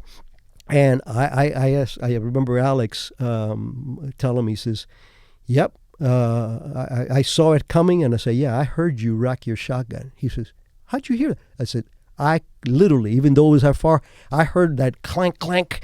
And I went, okay, I got some backup. Yeah, because that would be a big hole coming in. Yeah. Of course, I was still there, so I needed to get. But anyway, that's how we do it. I mean, it's a chess game. You got to have some patience. That's why you develop the people that can help you do these things. If you're an American and you go to a place like Nicaragua, or you go to a place like Venezuela, and you try to do operations on your own, you're going to stand out as a sore thumb. You got to have some allies, some surrogates, people that you can work through. Assets, right? Assets, Like you talk exactly. a lot about assets. Yeah, because assets, and they're not always people. That's what I didn't realize until I got through the book. When I think of an asset and a CIA agent, I'm thinking a rat, cooperator. Mm-hmm. Sometimes an asset could just be a building, right? That's right. It could be a place to store arms. That's right. Like it could be a number of things. Yeah, You ever whatever it think, takes. when you think of an asset like a CIA, you think a guy. People, yeah. Tie the fucker up and get him to tell you what you want. Right. Drown them. Yeah. How do you, oh my God, I'm thinking about this, right? I'm sitting here, It's I haven't awesome. really talked much because I'm just like so into it, listening to it. I mean, I'd be sweating, pouring sweat. Like, how do you get, like, honestly, I know through your training and through all that type of stuff, but psychologically, how do you go into something and go, this is a really bad place, this is a really bad situation, one little thing, I'm dead, and keep that calm and that cool? How? Well, and there's another element that you got to understand, because I've been in harm's way in the more kinetic sense, and then the Contra things, getting in firefights with bad guys and that. There's a difference between when you have to do things and you're hot, and the other is doing things when you're cold. Yes, your heartbeat is up, but you're not angry. I'm not gonna go. You're doing something smooth. You're going into a particular area, and I think it's a complex thing. First of all, I think that those of us who gravitate to that kind of work are wired for that. You got to be able to, and I've always had that. And as a matter of fact, I realize that now because writing the book and introspection. But when I got into the airport to leave Cuba, the last thing I remember is looking back. There was they call it the fishbowl because it was all glass and it had a small wall. And my mom and dad were behind it. My mom was blowing snot bubbles, and my dad was biting his lip. I don't remember anything else after that until I got to Miami. I don't remember walking into the plane. I have no idea where I sat on the plane. I don't remember getting off the plane. My memory comes back when I'm coming out of the airport and there's a priest there with a sign to pick us up. That's You just tunnel vision. I mean, you're just kind of like, and I think that's part of that grooming, training. We do a lot of training. You have to have confidence, but if there's one thing that you have to have. Patience. No. You got to believe that what you're doing is worth doing. No man or woman can go into harm's way to that degree that our soldiers do and that our police officers do. Some police officers don't go to the sound of gunfire. We just saw that. It's a very sad statement, but it does happen. There's cops and there's cops. There's GI Joes and there's GI Joes, and there's CIA guys and there's CIA guys, like everything, like in every other culture. But you have to really, truly believe that what you are doing, you're doing it for the right reasons, for the right purpose. And I'm a Christian. I believe in God. I don't go to church, but I pray to Him every single day, usually twice a day. Talk to Him incessantly. Help me. But at the end of the day, I can look in the mirror and know that I have not done anything that wasn't for the right reasons. And if you can do that, then Good you to live know. in peace. GTG. Right? Yeah. I mean, that's it. Is there anything, like you're going through all this crazy stuff, are you afraid of anything? A spider, a snake, not like something? I'm afraid of fucking up. That's one of the things that scares me to death. Nothing. No, I mean, I don't have any phobias. Let's put it that way. I don't have a problem with heights. God knows that. I love jumping. I stopped after my neck finally gave up. I'm not afraid of snakes or spiders. I mean, I think all good snakes and all good spiders are the dead ones, so I just kill them. I just think that if you believe in what you're doing, and you have to have the wiring, but if you believe that you're doing this for the right reasons, I think God strengthens you for that.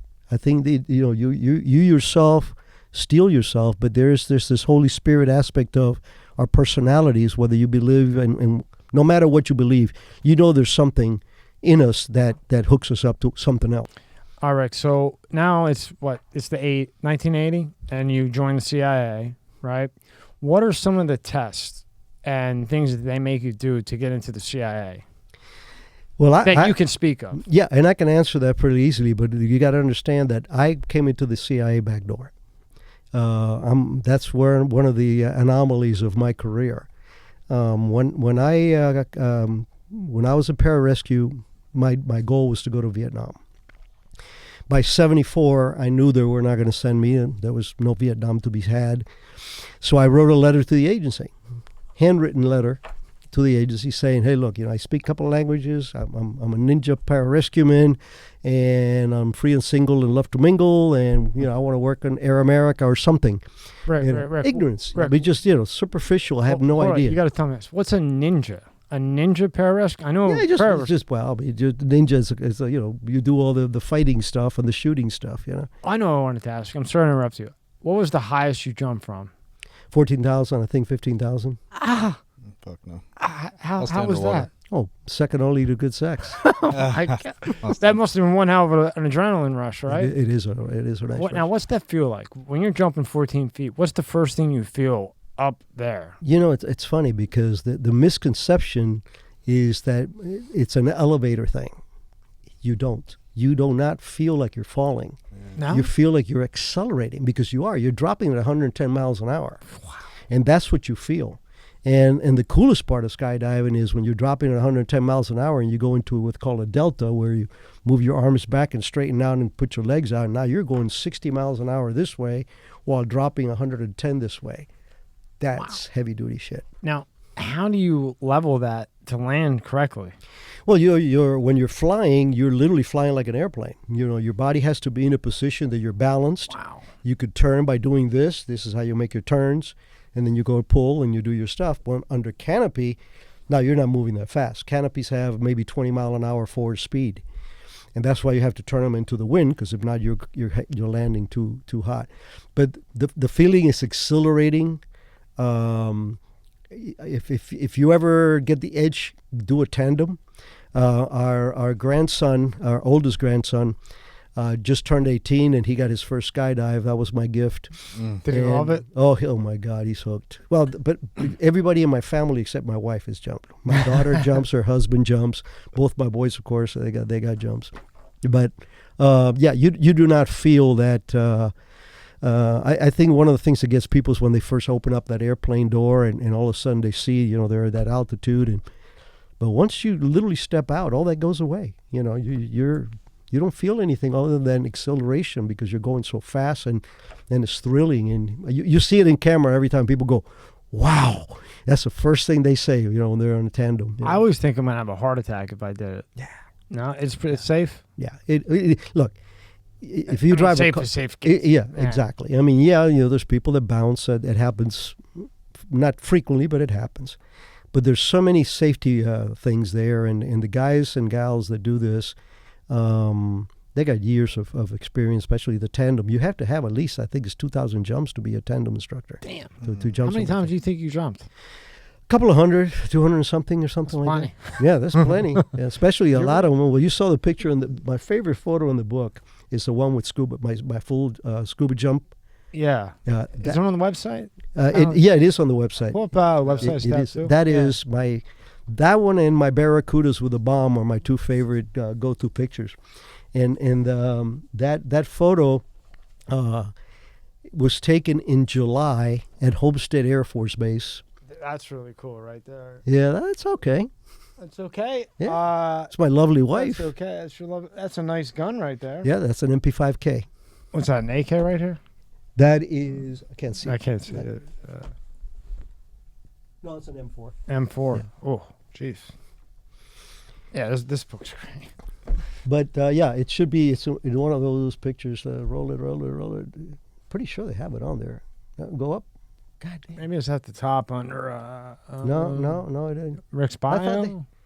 I thought they had the scuba. But anyway, yeah. Well, that gives you a reason to come back again. There you go. I'll come back with the photograph. I had it's July in August in South Florida. I'm at Homestead Air Force Base. I got a 1/4-inch wetsuit, complete, and you have double 42s. You're a diver. We usually use 82s and 90. In the Navy, we use 92s. What's a 92? It's the PSI, the PSI. cubic inches that they have and what they hold, and that's how much air they have. But for us jumping out of an airplane, we had twin 42s because they were smaller, and you can compact them. So you have your tanks on, and on top of the tanks is your main parachute. Then in the front you have your reserve. Then underneath the reserve, you have a 28-pound medical kit with an M4. Well, back then it was an AR-15. AR-15? Over the bag. And then you have on your butt, you have a 2-man inflatable raft. Well, that's good to have. Well, because primarily it's not for us. It's for whoever we're rescuing. We have to jump in the water to get somebody out of a shipwreck or who's been floating out there, and you have to go help them. You just don't want to be struggling with this, and so you put that boat around, open it, and then help them get on there, and that's part of the exercise. But it's 135 pounds of gear. Wow, jumping out of there, that takes some cojones. Yeah, I love it. Those my favorite. I love scuba jumps. Sorry to interrupt you. I had to hear about that. Yeah, but for me, I told you that I like to read a lot, and the James Bond novels were always, and my favorite was always Thunderball. Thunderball? Yeah, because these guys jumping out of airplanes into the water, being a diver, I just thought that was the sexiest thing you could do, and I got to do it. So that's wild. That's crazy, right? That's wild. All right, so now what are some of the tests for to get into? You wrote the letter, right? You went back door, nice move. Yep. So what happened was I applied again in 1980, 79 or so. And this time they said, you're a paramedic and you're a pararescueman. We could use you as a medic on our training or on our operations, but it's only part-time. I said, I don't give a shit. I did it. So that's how they got to know me, the ground branch guys, all the PM guys.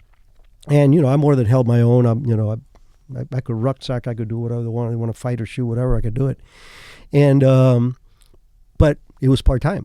I couldn't have done that. And then the usual Prado luck, Reagan comes in and declares the Contra program.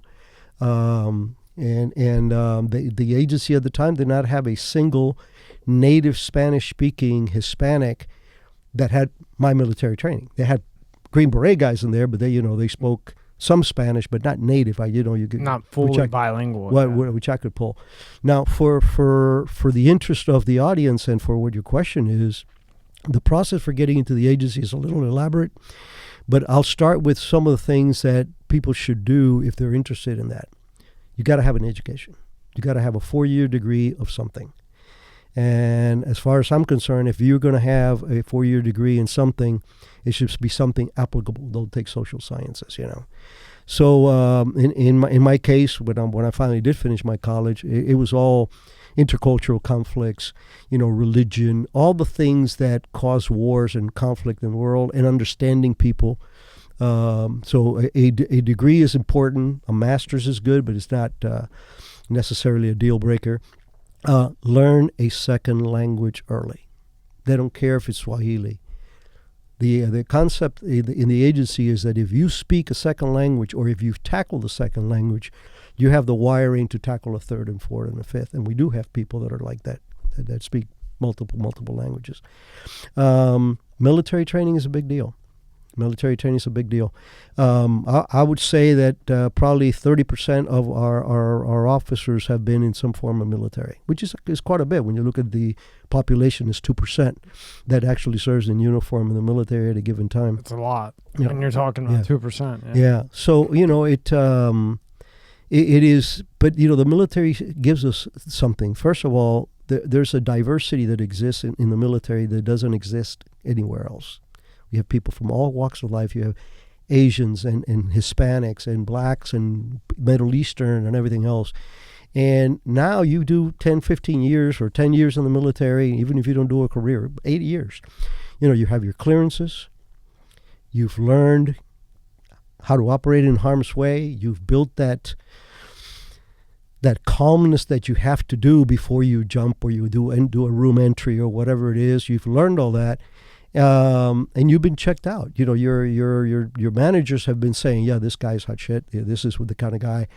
So that the military provides a lot of that.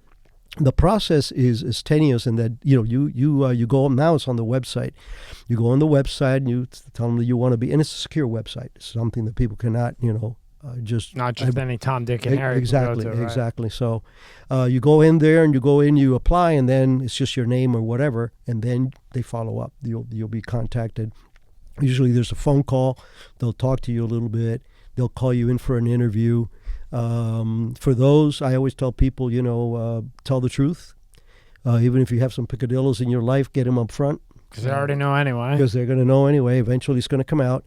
And the other thing is have that mentality that, look, I need to get in. I don't care what they offer me. A lot of people if go, it's taking out the trash, take out the trash. I only want to be an operations officer. Look, if they tell you, give you an analyst job, you could always cross over and do that. But the other thing is be really aware of geopolitics, current events. That is something that's very big for us. We need to have people that understand we don't work in the United States. Our turf, our game turf is overseas. So you have to know about cultures. You have to know what's making people tick. You got to know about communism. So that's the preparation, and then the process is tedious. I mean, then you have some written stuff that they say they'll tell you, write a paper on this. Writing is a big deal for the agency. Really? It is. You don't see James Bond doing that, do you? No. Have you ever seen James Bond do a report? Never seen James Bond, and I've watched them all, even the old ones. Me too. And like I told you earlier, I'm still waiting for my my Aston Martin. Right? I got a pretty hopped up Mustang, but it's not an Aston Martin. And why is writing so important? Because when we write something, when we write an intelligence report from overseas, there's 3 things that are really, really important. First is integrity. Because I am meeting an asset. There's nobody else there.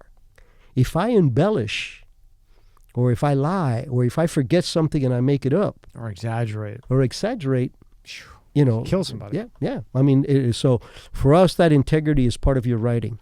But because our goal is to have that policy-changing intelligence. Everything we write has to be able to go to Congress or to the Senate, intelligence communities, like on the spot. So there's no joking. It's very factual. It's got to be detailed, accurate. So writing well and writing succinct is a big deal with the agency, and that's why they give you something to write. If you go off on tangents, well, nothing. Well, now I know how you can switch lanes so easily in the book. I mean, you switch lanes. I mean, you're actually switching lanes, like hard switches, but you make them seem smooth. And now I know why. Yeah, I mean, my writing ability was good. I had a lot of coaching because the part that didn't translate, and it does in the book now, I've learned it, is there's a difference between telling a story and transporting the person into that story. So I can write an intel report or an operation after action pack that you read and you go, holy shit, yeah, this is good. So this is what happened. But you're not in there. You're just hearing the results. So I had a writing coach for a while, and I would write my stuff up, and he would bring it back. It was like your third grade paper with all the red marks on it and stuff. So what was Tommy wearing? Who gives a shit? What was he how did you feel? What's feeling? What is, you don't put this in our traffic. And it took me, that was some growing pains for a couple of months of this guy beating me over the head with a 2x4. And all of a sudden it clicked. Now I started saying, the trees and the this and how they felt and how my wife went.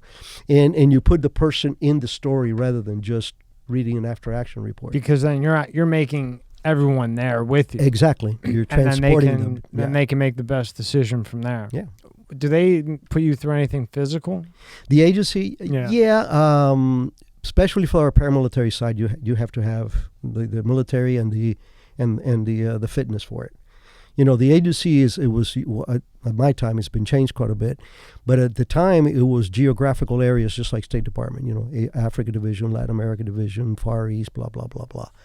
And there's only one division that wasn't, and that's our paramilitary division. So it was called Special Activities Division. Now it's Special Activities Center, I believe.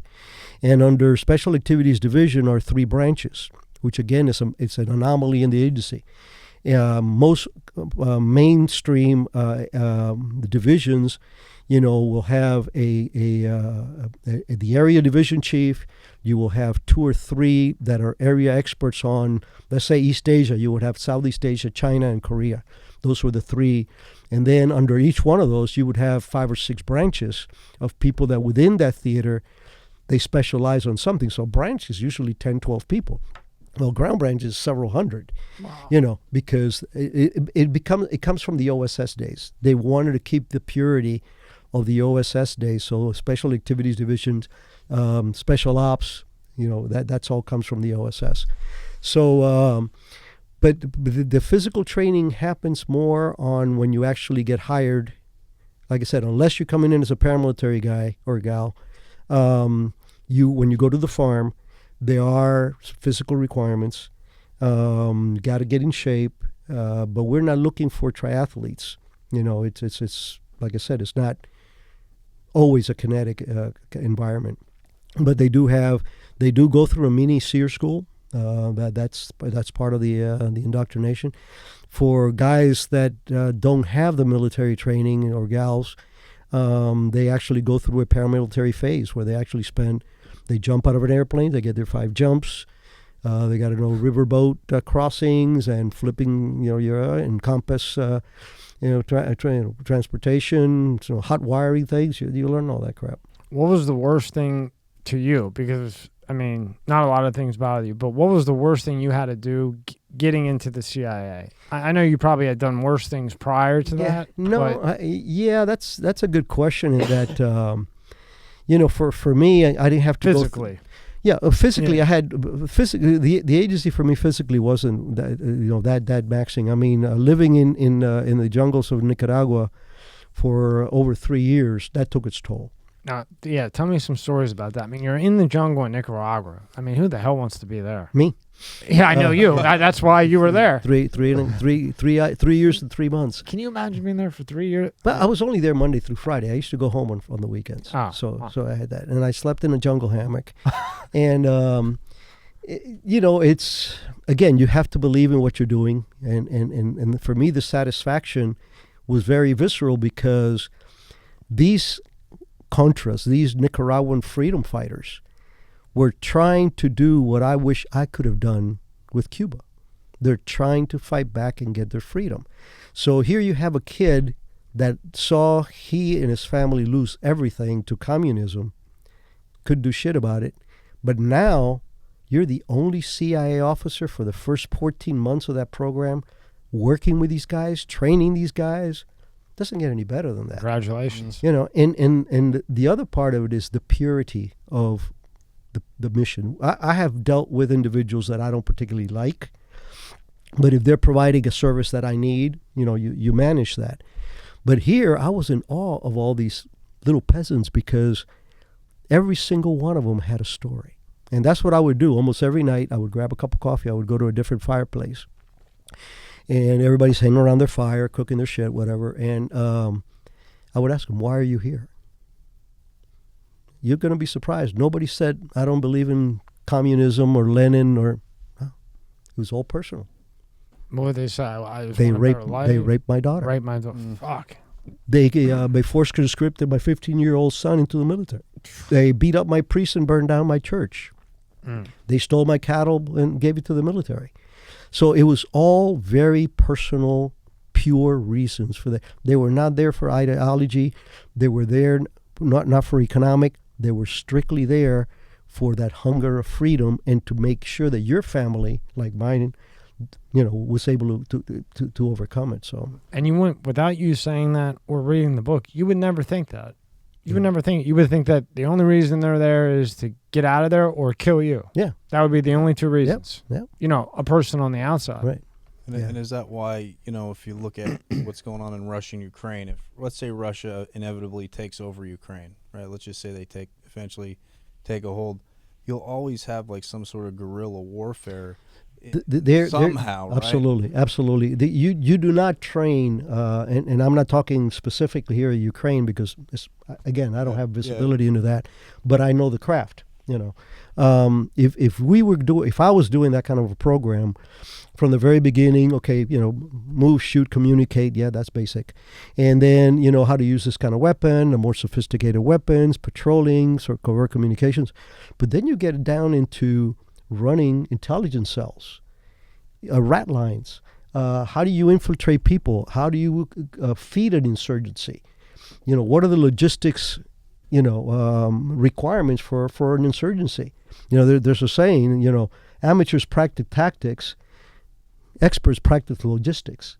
Because I don't give a shit how good of a ninja you are. If you don't have bullets or fuel, you ain't going to do anything. So that logistics of how do you get, now imagine the complications. One thing is conventional as it gets in our world, logistics, but now you're talking an insurgency that is being sought out, that has to be clandestine, and the weak spots for us are the support mechanisms. The people that support these insurgencies are the vulnerable ones because they cannot be hiding. I cannot get you medicines if I'm living in a cave in Afghanistan. I got to be in Cairo or I got to be somewhere buying this stuff. Where you can get to it. Right? Exactly. Where you have access to medical stuff, you have access to weapons, documentation, money, recruiting, all that kind of crap is done by the support mechanisms. What was the most dangerous thing that happened in Nicaragua that you saw? Well, or went through? Yeah, I mean the firefights were a surprise. I had never been in a firefight before, and we came to SWCS camp, and I had brought a truck full of mortars and mortar rounds, and we had to park the vehicle at the bottom of the hill, this muddy hill, and our little guys were carrying these 50-some pound boxes up the mud, and I'm sucking wind trying to do the same, not carrying anything, and all of a sudden we came under fire, and we regrouped and we fought back, and because I had just brought mortars, the next day I said, guess what, guys, today you're going to learn about how to use the mortars. So we leveled their camp, but that was because we leveled their camp. There was nothing left. I mean, they never came back. How's a mortar sound? It goes. right? That's you got it right. Yep, yeah. Yep. And then the bad end is the other end when it lands. Yeah, I have to give credit to Tig for that one because he was saying we kept hearing and there's diesel all over the building. Stand down. No, we're going. It's like the fireworks. Yep. Yeah. Boom. Boom. That's right. But so that one was a new experience, and one of the things that I learned from that was that the training does kick in. I didn't just fire blindly. I didn't just put rounds down range like this or anything like that. That kicked in. But it was also done under the heat of combat. You have that adrenaline working in your favor. For me, probably the most dangerous one was when I did the rescue of my guys out of Corinto. The same divers that we use for Puerto Cabezas, the agency said, hey, can your guys do Corinto? Puerto Cabezas, like I told you, was the belly button for the military logistics. Well, Corinto was their industrial port. That's where all their goods could be shipped out, coffee, whatever it was, brought supplies in. So Corinto was another big deal. Everything, right? Yeah, everything came through there for that kind of logistics, the non-military stuff. So the idea was to use my divers to blow up the bridge. It was several pylons, take 3 to 4 out, and it would collapse under its own weight. And how do you fix that? You're talking years before you can move all that rubble, and because the Port Corinto's here, it's like an island with a deep port, but that bridge is what ties it to the mainland. Get rid of the bridge. You get the bridge, it's like a circumcision is done, So, but what happened was my guys, they went in a mixed team. Lesson learned. You got to have team cohesion. My divers had their shit together. The boat crew had their shit together, but they were Spaniards. They were the regular white Nicaraguans, and the Mosquitoes and them. They're all maybe Nicaraguans, but they do not get along. They don't trust each other. Mosquitoes are nasty. You get nasty, nasty, nasty. They are just natural-born hunters, survivors, stalkers, and they're tough. They're resilient. And you let them loose in the jungle, and they know more than any SEER instructor out there can do. Because that's what they've done all their lives. They were my favorite. They were my favorite for a lot of reasons. That was one of them. But the other one was, in dealing with the regular Nicas, there was no culture shock for me. I know the Latin culture. I speak the language. I know the foods. Yeah, some things might be fried a little different or whatever, but there's no culture shock.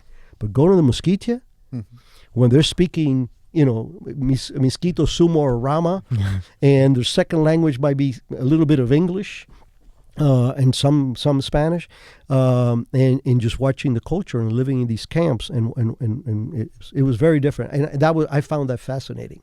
That was my Edgar Rice Burroughs reading days, going back like, man, I'm actually doing this shit out there with individuals that are this primitive, and not a slang on them. But they're living in camps. They're living in the jungle. Yeah. So now after you're there 3.5 years, what was the completion? Did you complete the mission that you went there? Yeah, well, the program had its ups and downs, but it eventually, and actually, thank you, that's a point I should have made early on.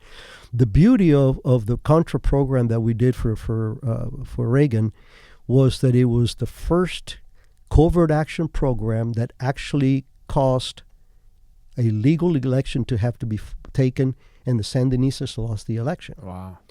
Now, of course, that reverted back, to now Ortega's back and everything else, but that wasn't our fault. It took, that decade until they were in a situation where they knew that we need to negotiate, or they're going to take us over. And when democratic elections were held, supervised democratic elections with Overwatch, which is something we need to learn better, the Sandinistas lost, and a democratically elected government came in for 4 years. So mission complete, right? Mission complete. And that program was a big shot in the arm for the agency, because it was, again, since Vietnam days, it was one of the most involved projects that we've been. And the fact that for the first 14 months of it, it was a covert operation. Nobody knew we were there. All sealed. Yep. That's why I was the only guy allowed to go to the camps. Wow. Unbelievable. Congratulations. Thank you. You should be so proud of yourself, man. All the stuff. I am. I'm prouder of my kids, but Yeah. but you'll see what I mean as yours gets older. You know. Oh, yeah. We tend to measure our success by that of our kids. So I've been very lucky. All three of mine are really squared away guys and gals. Now, when you're in the CIA and say you have a target, right? Or you think there's a target. How many flags, I don't know what you guys would call it, but let's say Rob. You're watching Rob and he does something funny and you put a flag on him, right? How many flags would you put on Rob or whatever term it may be before you take it to the next level where you say, okay, we need to move on this guy. We need to bug. We need to tap. Right. We need to do A, B, C, D, E. Yeah, it's a very complicated question because there's no one size fits all. You got to understand that part of the art form, and notice I didn't call it a science, the art of recruiting. You have to be able to read the individuals, watch them, see what buttons to push. Get over to that comfort level because, like I said earlier on, we try to recruit for strengths. Now, like I said, with the terrorists, yeah, I'll use the other, set them up, but we try to recruit for strengths. But what happens is you may have this guy that works at the Ministry of Underwater Basket Weaving, and you need to know what the hell's going on in there. And the process is we have targeting assets, people that say, hey, that guy has access to this. It could be a real estate person. It could be a bookkeeper, somebody that we recruit that is local, that knows people and can, actually scout for us. Let's put it that way. And get you into where you need to get to, right? Exactly. And then of course, the diplomatic circuits or the business circuits that we all swim in, you bump into people and you exchange cards. But we love leads.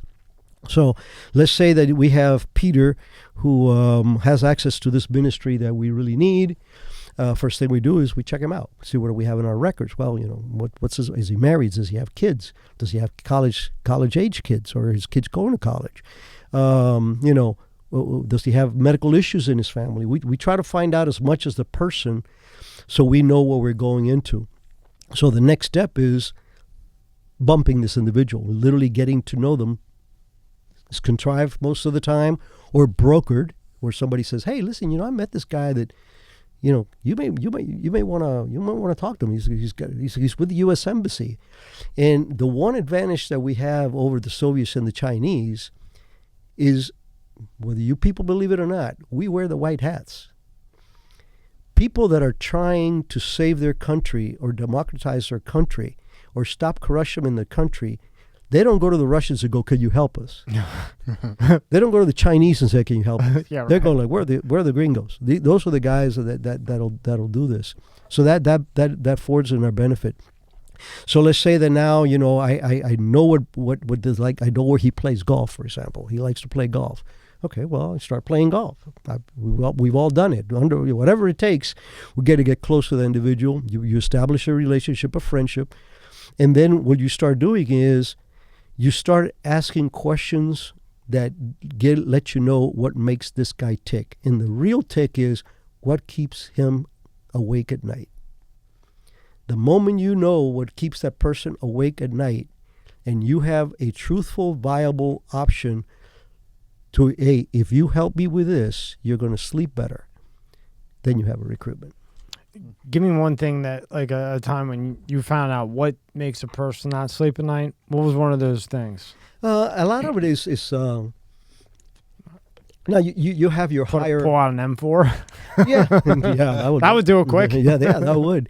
No, I mean, you have people that worry about, their future of their family is a big one. I think I probably recruited more people to helping them put their kids through college and making sure that they had a nest egg and all this other stuff, because they had the compatibility. You got to give them something.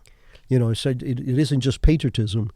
You hope that that's the main drive, is the fact that you've built a good personal relationship, and at the same time, you're providing some benefit above and beyond the moral high ground. Something happens to him, his kids, the family, helping them get, that kind of stuff. So that's very important. But our craft is one of really getting to know the people. And I made a mistake early on. I was working with this guy. He was a fairly senior guy, which is another thing. You know, we dropped the sir right away because I cannot pitch you from the catcher's mound. I got to be at the pitcher's mound to reach out to you. You got to be looking up to me in some shape or form.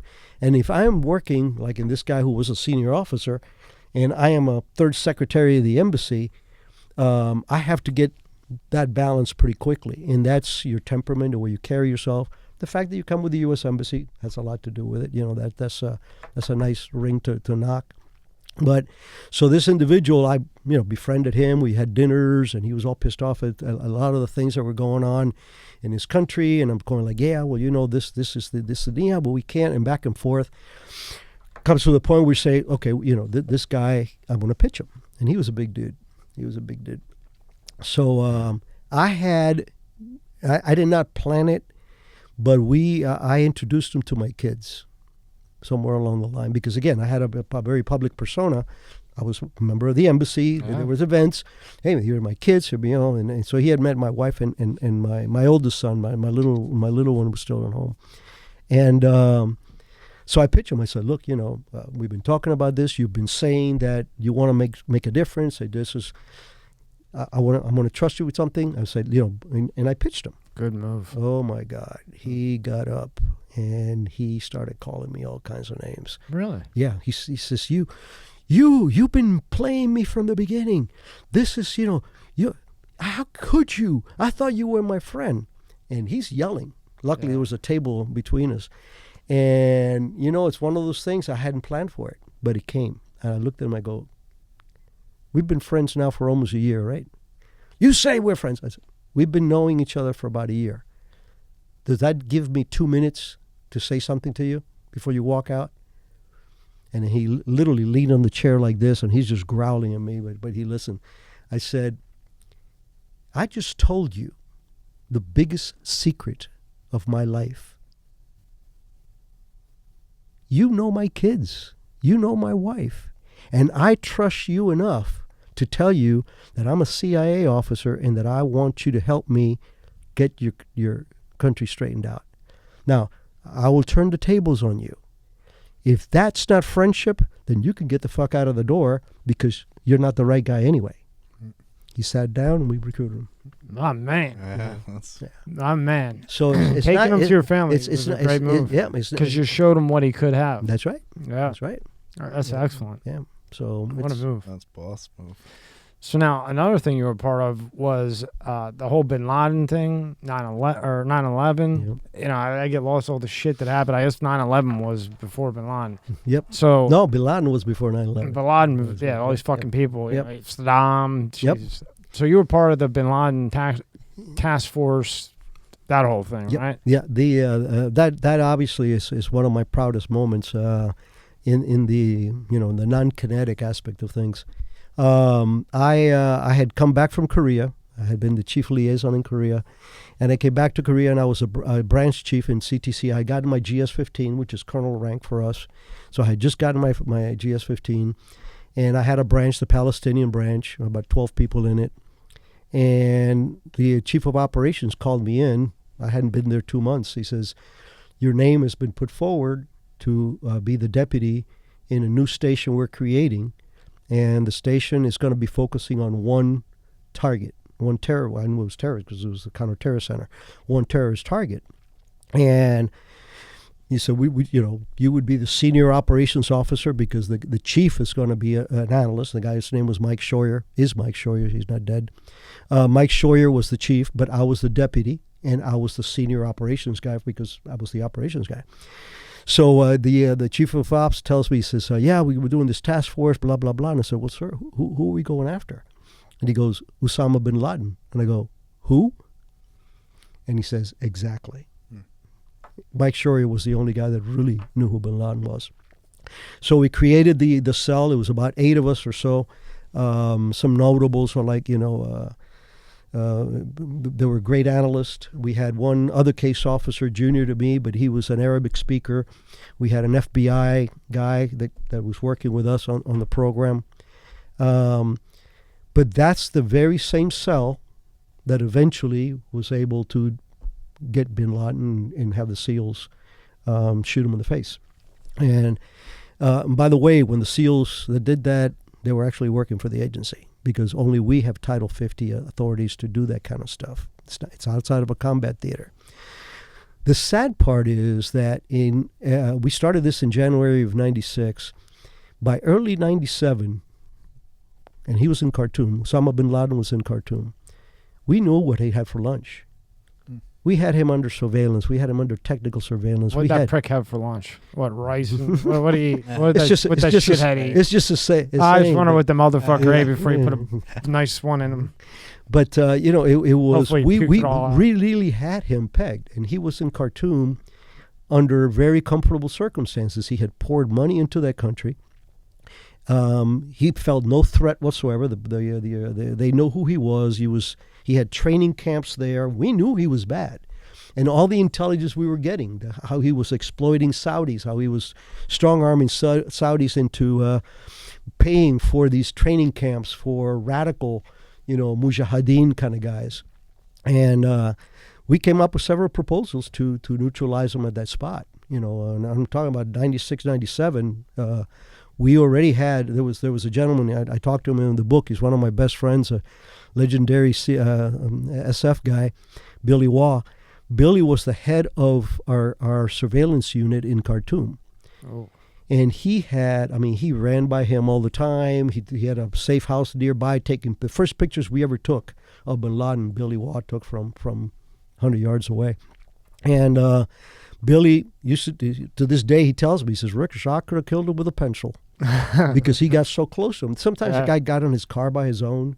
He was that confident. Huh? Yeah, well, he was in his turf. Yeah. And even when we went out with his guys, don't get me wrong, his guys were badasses, but they were not executive protection guys. They would just hang outside the truck with their AK-47s. Guns. All right. So you're six of you, 6 of me, and you don't see me. Who's going to win? Right? There's a sniper with the bigger gun. That's and it. More rounds. So we could have gone, and having a guy like Billy on the ground that knows operations, he would tell us with all due confidence, says, if we bring a special team in, we can get this guy duct taped out of here with minimum damage, and we won't take a hit. We never got to do that. With the proposals were almost every 2 or 3 months something else would come up. We would get more intelligence. Okay, now we know they got 2 sources that are telling us he's training these kind of guys to send them to Saudi Arabia or to Jordan or whatever the hell it is. And the administration wouldn't buy off on it. Well, we don't have enough proof. And now, why do you think they didn't buy off on it? You're coming to them with facts, with proof. You guys are highly trained. It's the CIA. It's not like, no offense, but it's not like the National Guard is sending a letter. Yeah, the problem is politicians are politicians. Mm-hmm. And politicians, there's some good ones out there, obviously, just like in everything else. But when you do 40 years in a political job, you owe as many favors as you're owed. It's a prostitution kind of negotiation kind of stuff, I can see and people have their political ambitions, and I cannot tell you how many times I've seen people make decisions based on, I wonder what that's going to do to my career. Dude, you're talking your country. You're talking your family. So, we kept proposing those things, and it wasn't politically palatable. It was too much risk. We don't want to piss off the Middle Easterns. Look, this guy is going to hurt us. So we never were able to do that. So when you had the Cole bombing, then you had the twin embassies in Africa that got bombed. Once we knew who did it, which was him, he was already in Afghanistan living in the mountains. But if we would have been allowed to duct tape, let's say not kill him, just bring him to justice. If we would have duct taped him in 1997, the Cole wouldn't have happened. The embassy bombings wouldn't have happened. Kobar Towers might have not happened. 9/11 might have not happened. So it goes back to, what if you could go back in time and put a bullet in Hitler's head in 1937? Yeah. So that was very frustrating for us. So now 9/11 happens. Where are you at? I was chief of operations at the counter-terrorism center. The best job a guy like me could have. I mean, it doesn't get any sexier than that title. It doesn't. Yeah, It really actually doesn't. doesn't. Yeah, It that's actually really good. doesn't. If you weren't married, I mean, you could just line them up. That's a hi, honey, you know, and this is what I do. But Line them up. yeah. Line them up, Rick. Save one for me. But yeah, I had come out of Shangri-La, which is the Middle Eastern radical Muslim country that I couldn't mention by name. When I came out of Shangri-La, I already knew that I had the job replacing Hank Crumpton as the chief of ops. So I took over in May of 2001, and of course, 9/11 happened. And the first lesson that I learned was we knew that there was something happening, but we could not pinpoint it. A lot of people think intelligence is like what you see in the movies, you know, that at the end of the thing, everybody knows what everything was going on, like it was a perfect puzzle. It's a puzzle, all right, but it's missing half the pieces. And the rest you do through analysis and corroboration of some of the stuff that you know. So we kept hearing all this chatter. We knew that they were very busy. They were saying there were several Q words that I cannot mention, but that they referred to things that we knew were actions pending. And with the help of NSA, of course. And all of a sudden, the communication started down. The people that we had under surveillance kind of started fading. And again, Now, what are you thinking when they start fading? Well, what's going through your mind? They're about to go, right? Something's going to go hot. Mhm. Something's going to go kinetic. And boom, of course, 9/11 happens. And we all know where we were at, what we were doing. Now, did you think there was more planes coming? No. You thought there were four? When I saw the first plane, I was literally in the front office waiting for Kofor to get off the phone. Kofor Black was my boss at the time and my dear friend to this day. I was standing in front of his office talking to the secretary, and there was the TV was there, and I was waiting for him to finish when the first plane hit the building. Well, when you look over, you see a plane hit the building. I said, well, it's like a two-engine plane. I thought I was seeing shit when I saw it. Yeah, well, I knew it was a plane, but I thought it was a small plane that had accidentally flown into, you know, a guy has a heart attack and is flying it in there. Yeah. Well, one of the things that the Counter-Terrorist Center was fantastic about is that very early on, the Counter-Terrorist Center was established by one of my mentors, Dewey Claridge. I mentioned him in the book quite a bit. The most visionary man I've ever worked with. I mean, a true patriot. Dewey, right? Dewey Claridge, just fantastic individual. And so Dewey had created the CTC, and when he created it, he made sure that we had every single federal agency represented in the center. We had Secret Service, always at least two.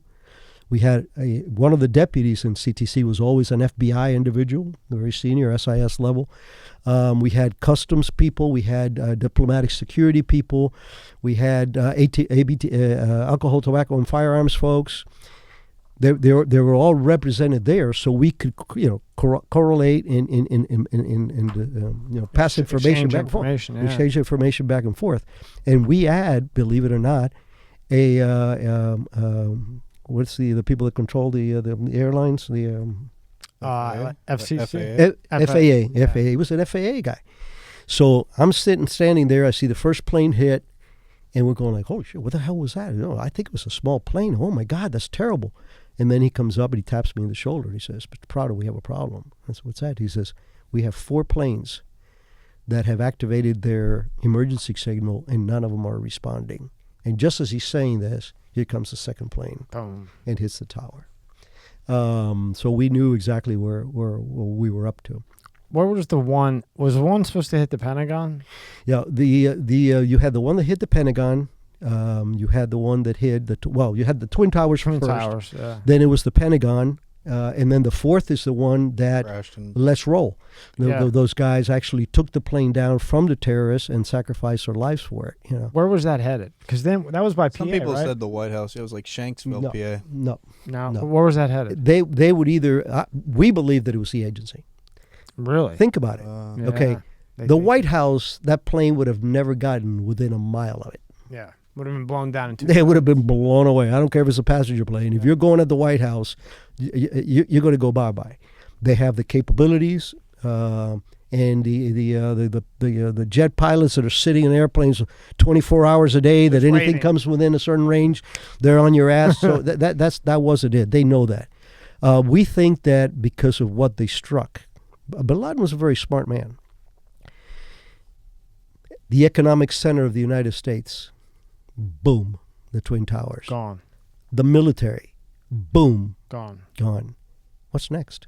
Congress? Nah. No, they don't give a shit about give a shit about Congress. Congress. Who They cares? don't. They killed themselves. But the agency, They'll kill themselves. yeah, the agency, you figure, hey, if we can kneecap the agency, that's a trifecta there. Yeah. So now that was never proven. We will never know. Right. It's because just, educated guess. Educated guess was that it was us. Anyway, it was our understanding when the decisions were made to evacuate the buildings, including CIA. George Tenet came in and said, I want the building empty, everybody out. And Cofer got up and went, okay, guys, well, anybody that needs to leave can leave. I'm staying. And the greater majority, and there were people that had, so look, I got to take my kid out of school and take him home, but I'll be back. And they were. So there's a beautiful story, a little vignette in there that I love telling, because you've heard me talk about dedication and believing in what you do. So my deputy as chief of ops, all the branches, all the groups were under me. And the deputy of the Hezbollah branch was a lady, Christy, and she was 8 months pregnant. So 9/11 happens, our hair's on fire, I'm yelling orders, we got to do this, we got to do that, and the day goes by like this. So around 7 o'clock at night, I hadn't been back to my office. I was hanging out in the front office doing stuff, and I go back to my office, and there's Christy at the computer, and it's like 8 o'clock at night, 8 months pregnant. And I said, Christy, what the hell are you doing here? Well, we don't know exactly that it's bin Laden. I want to make sure that it wasn't Hezbollah. And she goes, you remember Hezbollah until now, Hezbollah had killed more Americans than anybody else, 246 to be exact. And I looked at her and said, Christy, I've delivered 2 kids in my life, and neither one of them was mine. I'm not delivering a third. You're getting your hell out of here. And I had the logistics guy take him home. Here's the moral of the story. Because at the time, introspective, it comes way after the fact for us, for anybody. So for several years later, I'm retired. I'm in the office meeting my last deputy, and she was my buddy's number 2. She walks in, and she's be talking to Mike, and she says, Rick, how do you know you were here? And he looks at Mike and says, Mike, I'm sorry, but you're the second best boss I ever had. So we all laughed, but we're best of friends. But then she said to me, she says, every year, my daughter's birthday, I think of you. And then I say to myself, what the bleep were you thinking? And the reason that story is important, because if you can override the maternal instinct of a female anything, mess with a cub, when you can override the fact that you're 7.5, 8 months pregnant, and you're staying in a building that could have been a target or could still be a target. You love your job and you're dedicated, just like you. She never noticed anything else. That was the thing. And I'd say she's got more balls than half the men that were in there. Total commitment, 8.5 months pregnant, standing in there, a plane could hit any second. Nobody knew really what the hell was going on.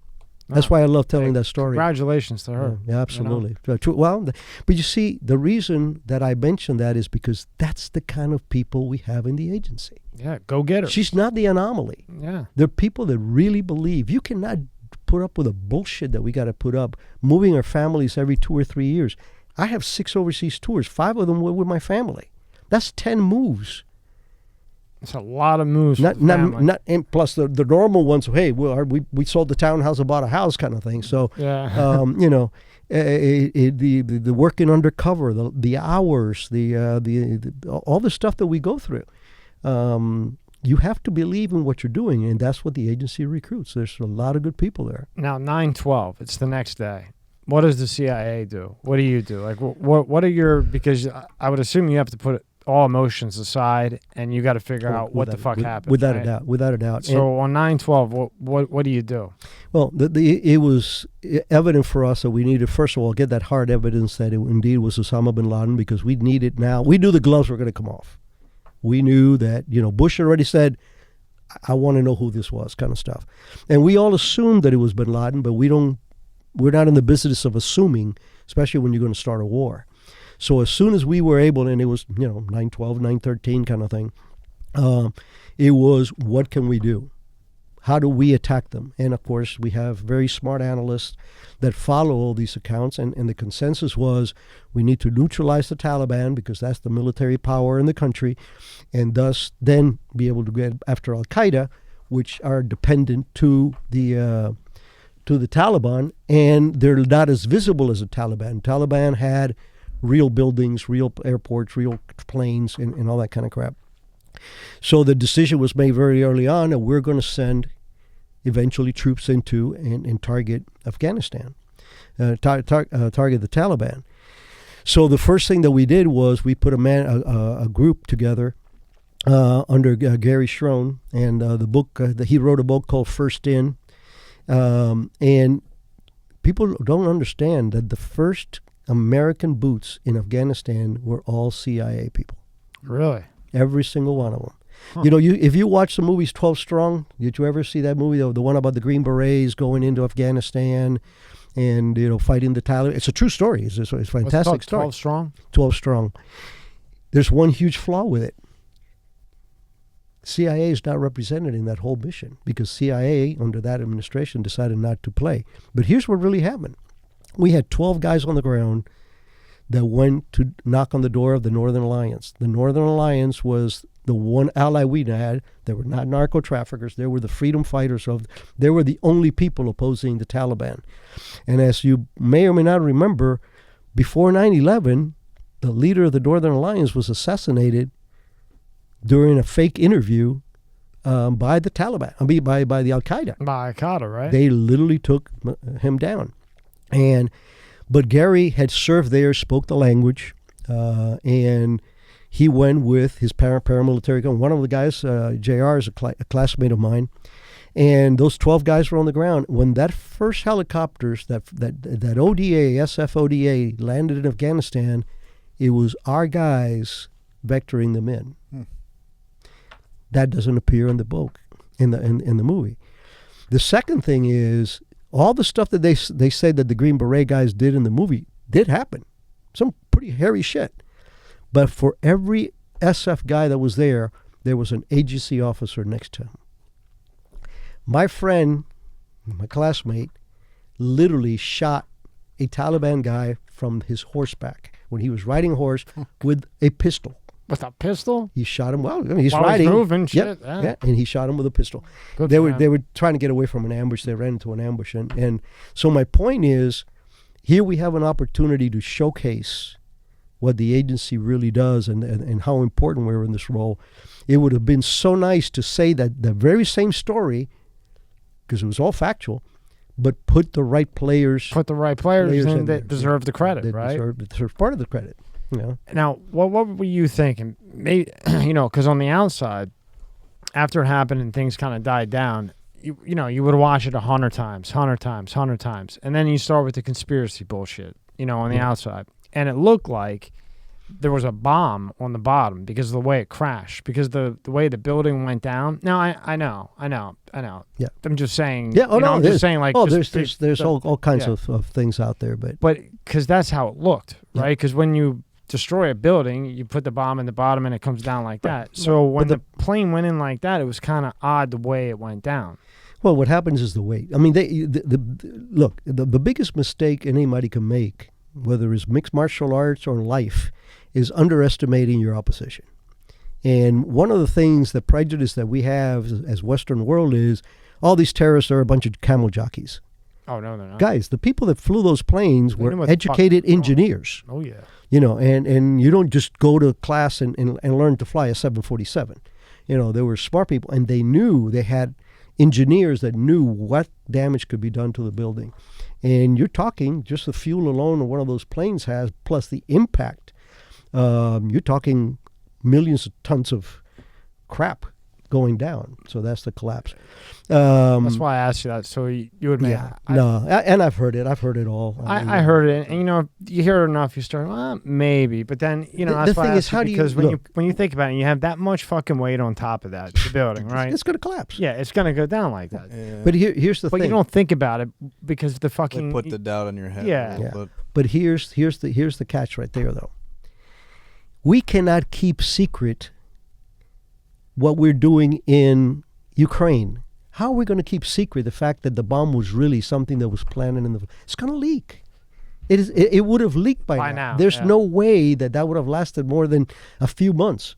Plus, remember, we have some of the best forensic investigators when it comes to that kind of stuff. Yeah, somebody would have did a wiki leak or whatever. That's right. How do you, like, I guess from working in the business and being in it, how do you overcome, I don't even say you have to overcome it, but how do you hear these conspiracy theories, people's opinions, whatever you want to call it, right? And it makes you think. Like, you'll sit there and be like, man, that could be right. The government's powerful.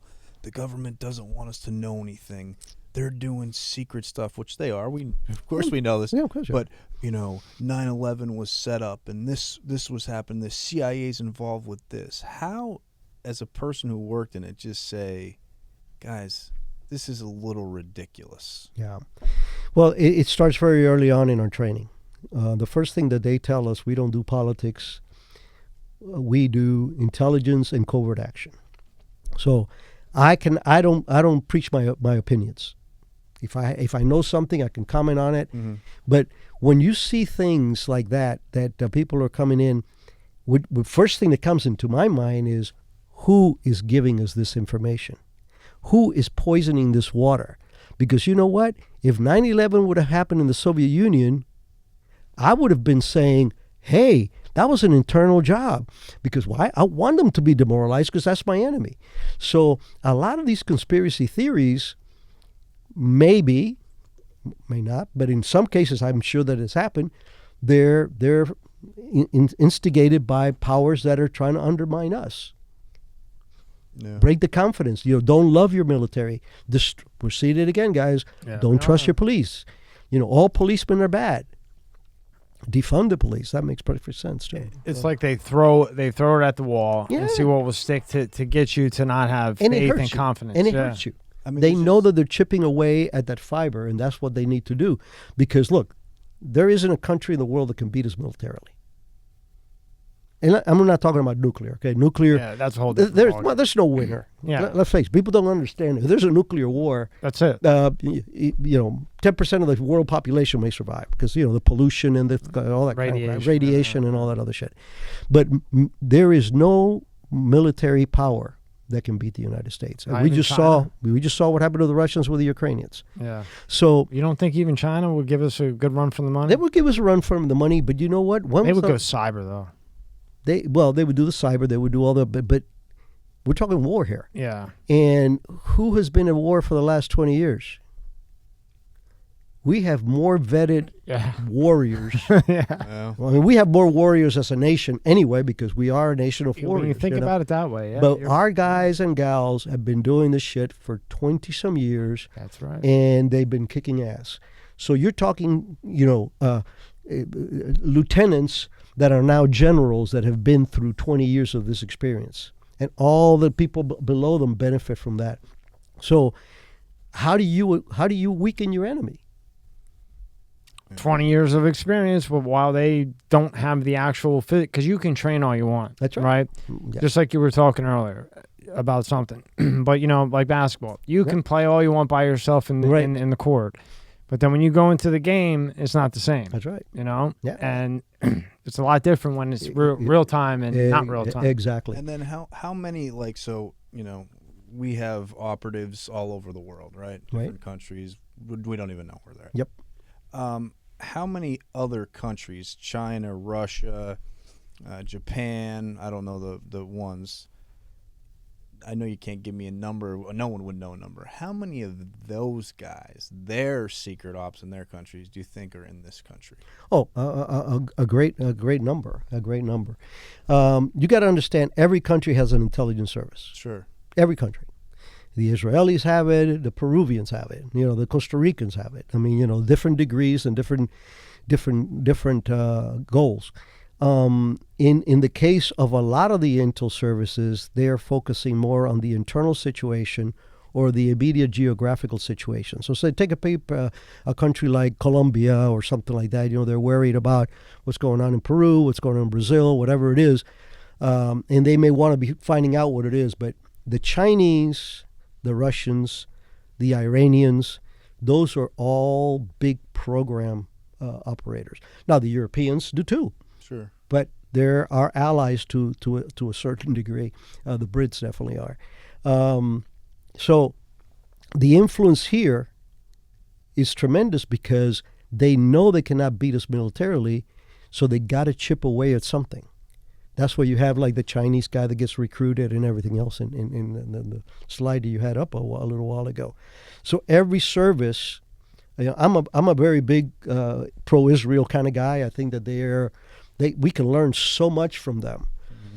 But here's some. There was an American that they recruited and got caught for espionage. So the Israelis actually recruited a hyphenated American, but nonetheless an American, got him and got him in. And that's our ally. My point isn't that degrades them. They shouldn't have done it. That was wrong.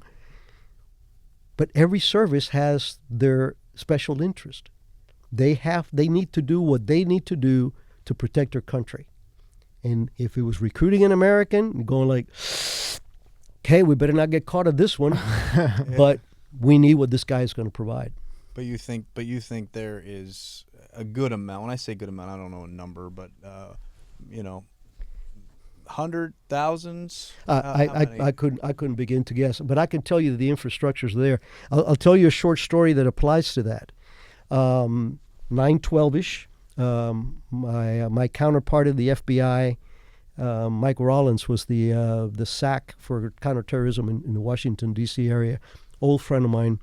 And he comes in the building with his deputy to talk to Kofor and myself about, okay, so what do we got, And he looked at me and said, so, what's the deal here? So, well, we know that it's been Ladin now, and we're taking, plans to do whatever we're going to do. He goes, thank God. And I go, what do you mean, thank God?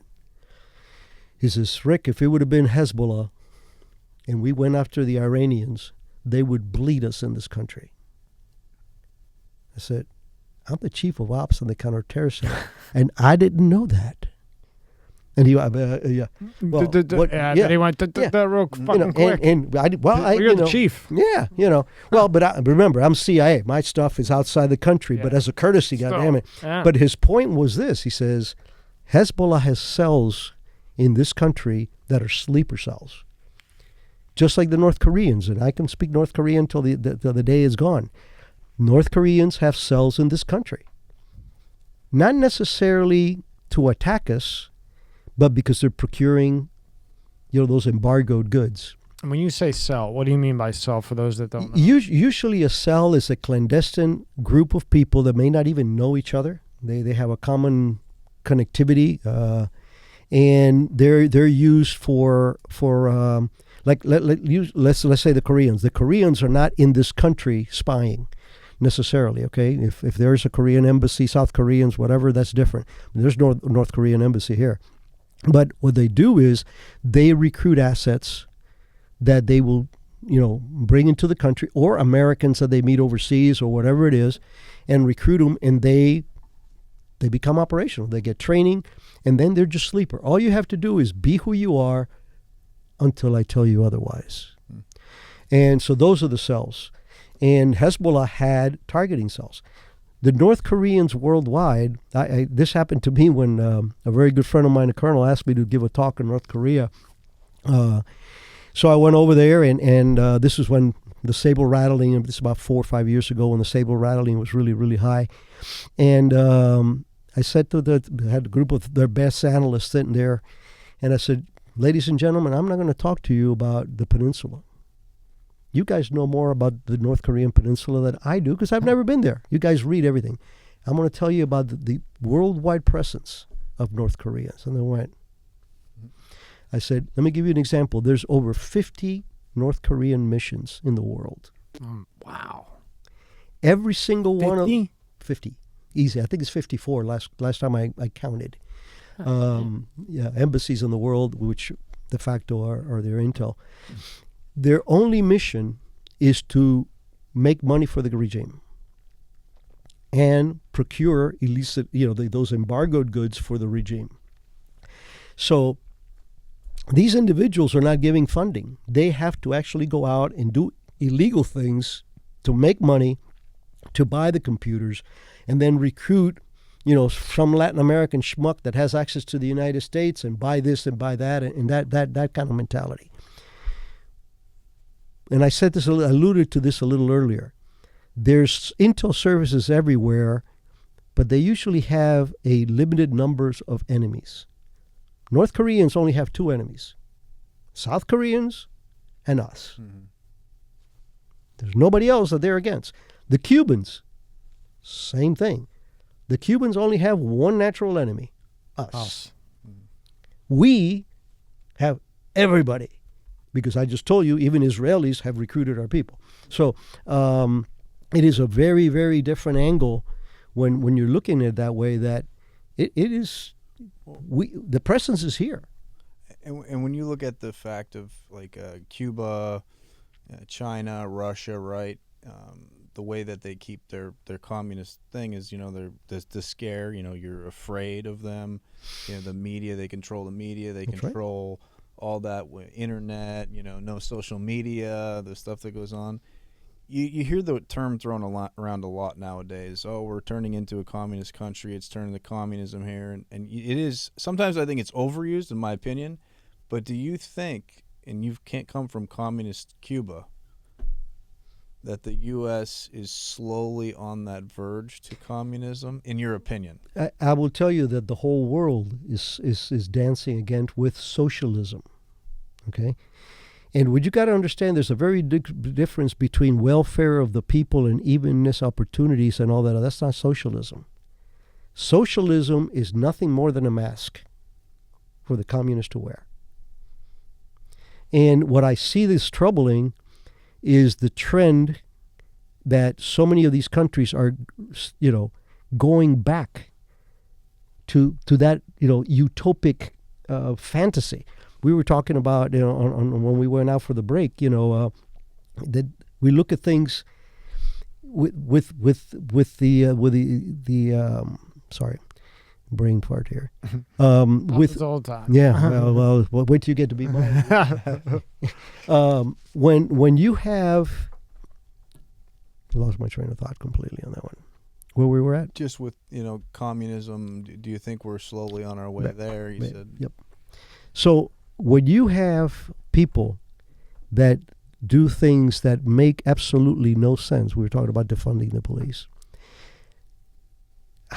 If you study anything and you look at post-World War II Soviet satellites, Poland, Ukraine, did they flourish under communism? No. Look at Cuba. In 1959, Cuba was one of the second or third. The Cuban dollar and the Cuban peso and the U.S. dollar were equal before the Castro. And look where Cuba is now. My dad drove a 57 Pontiac in Nicaragua, and guess what? Now they're using ox cart to transport people instead, because they don't have buses or the fuel for it. Mm-hmm. Then go to Nicaragua. Go to Venezuela. So how does any of this make sense? Mm-hmm. If it's such a great thing, and of course the excuse is, well, it was never implemented the way it was supposed to be. Bullshit. When you have failed at something since 1917, that's a clue. It doesn't work that way. It is no different than a caudillo that runs a banana republic and steals and rapes, pillages, and plunder. It's the same thing. You have that corrupt leadership, and Putin is the perfect example for it. What surprises me the most, we said it before, is that people are surprised what Putin is doing. That's what they do. So, but as far as presence of individuals here, they are, and what I can assure you is that the FBI is on them as much as anybody is on us overseas, because they do try to manage that. The problem is you can monitor the legal presence, but those clandestine cells that's the money. Yeah. Do you think any of this is a setup, like a setup by the administration, the government, whatever you want to call it, to control everything? Because to the citizen, That's what you're going to hear. Yeah. You know, not like a CIA agent or somebody who knows, Right. or actually really has any clue what they're talking about. No, you know, and unfortunately, the biggest problem with they have is that, you know, politics are done with politicians. Okay, and we're talking about a little bit about that before. Lobbyists and all that other You know, shit. so you have people that have special interests, and unfortunately, I see it time and time again where people in political positions, both sides of the parties, don't get me wrong, we're far from virgin on the Republican side, they put special interest groups or personal interest above God and country. And that to me is treason. I mean, what else could it be? For me, that's treason. I can tell you that I joined the agency in 1980, and I never stole a pen or a nickel or lied in any of my reports. And if I did and I got caught, I deserved to be put up on a wall and shot.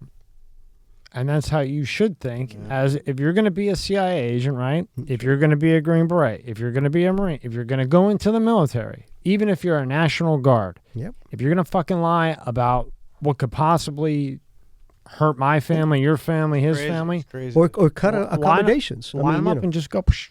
You know, when you have American companies that, or I'm sorry, U.S. government deals with places like China, and those deals are one-sided, are obviously making us dependent on them not only for the money, but for the goods that they produce, that's counterintuitive to anybody. I mean, I'm not a rocket scientist, and I can tell you that I don't want my enemy be the guy that I go to buy ammo from.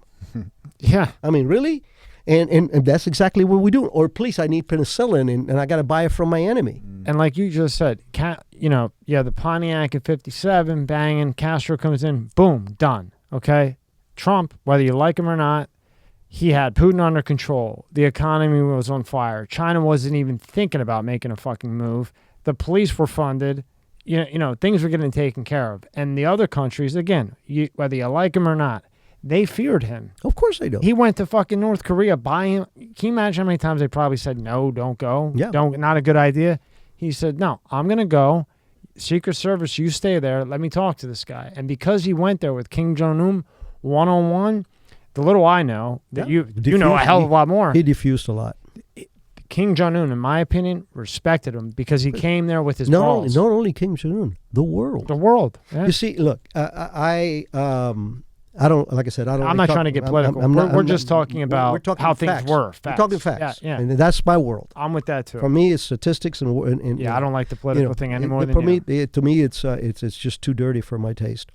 But when you have an economy that is booming, and every single major negotiation with Latin America, Europe, China, Africa are being renegotiated, including NATO. All these things are saying, hey, why am I paying 70% of this and the rest of the world is paying 30%? Or why do I have tariffs and you don't? Yeah. Where's and Trump attacked all that. Yeah, he said it's not fair. You know, there's anybody who argues of Trump's acumen for business and economy is a fool. Anybody who says that he is not a patriot, that he doesn't really love this country or doesn't love the military or doesn't love the police is a fool. And needs therapy. And bad. Or the loony bin. They can all go to the loony bin. Now, I will be the first one to tell you that the one thing that he does very wrong is that he pisses off as many people as he wins over. Yeah. And often unnecessarily. And it is such a shame because Tom, if he had cut back 34% on his Twitter show, we would not be having this conversation. We wouldn't. We would not be having this conversation. And another thing to add to that, he did that not political. This is just facts. He did that while under attack. His family, his kid. Without Mueller, the dirtiest guy in the planet. Believe me, I know this Mueller. I know him. I've had a lot of my friends, and that fucker plans shit left and right. And I saw my friend get 20 years for planning. He would go around. They investigated my friend for 2 years. They had the proof. He was paying people to say, hey, can you say this about so-and-so? And they would say it. And they caught him. They had the video. The U.S. attorney goes like this to the paper shredder. They had it all. Like, they had pictures. Because my friend's lawyer had gotten a PI, a private investigator, because he knew he was being set up. Like, he did what he did, but not 20 years, right? So he knew he was being set up. So this PI was following, the feds around and everything else.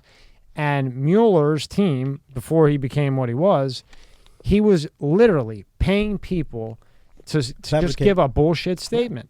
And it worked. And he got 3 of my friends over 15 years. They really probably should have got 2, 3, and only because they had a record. Anyone else, probation.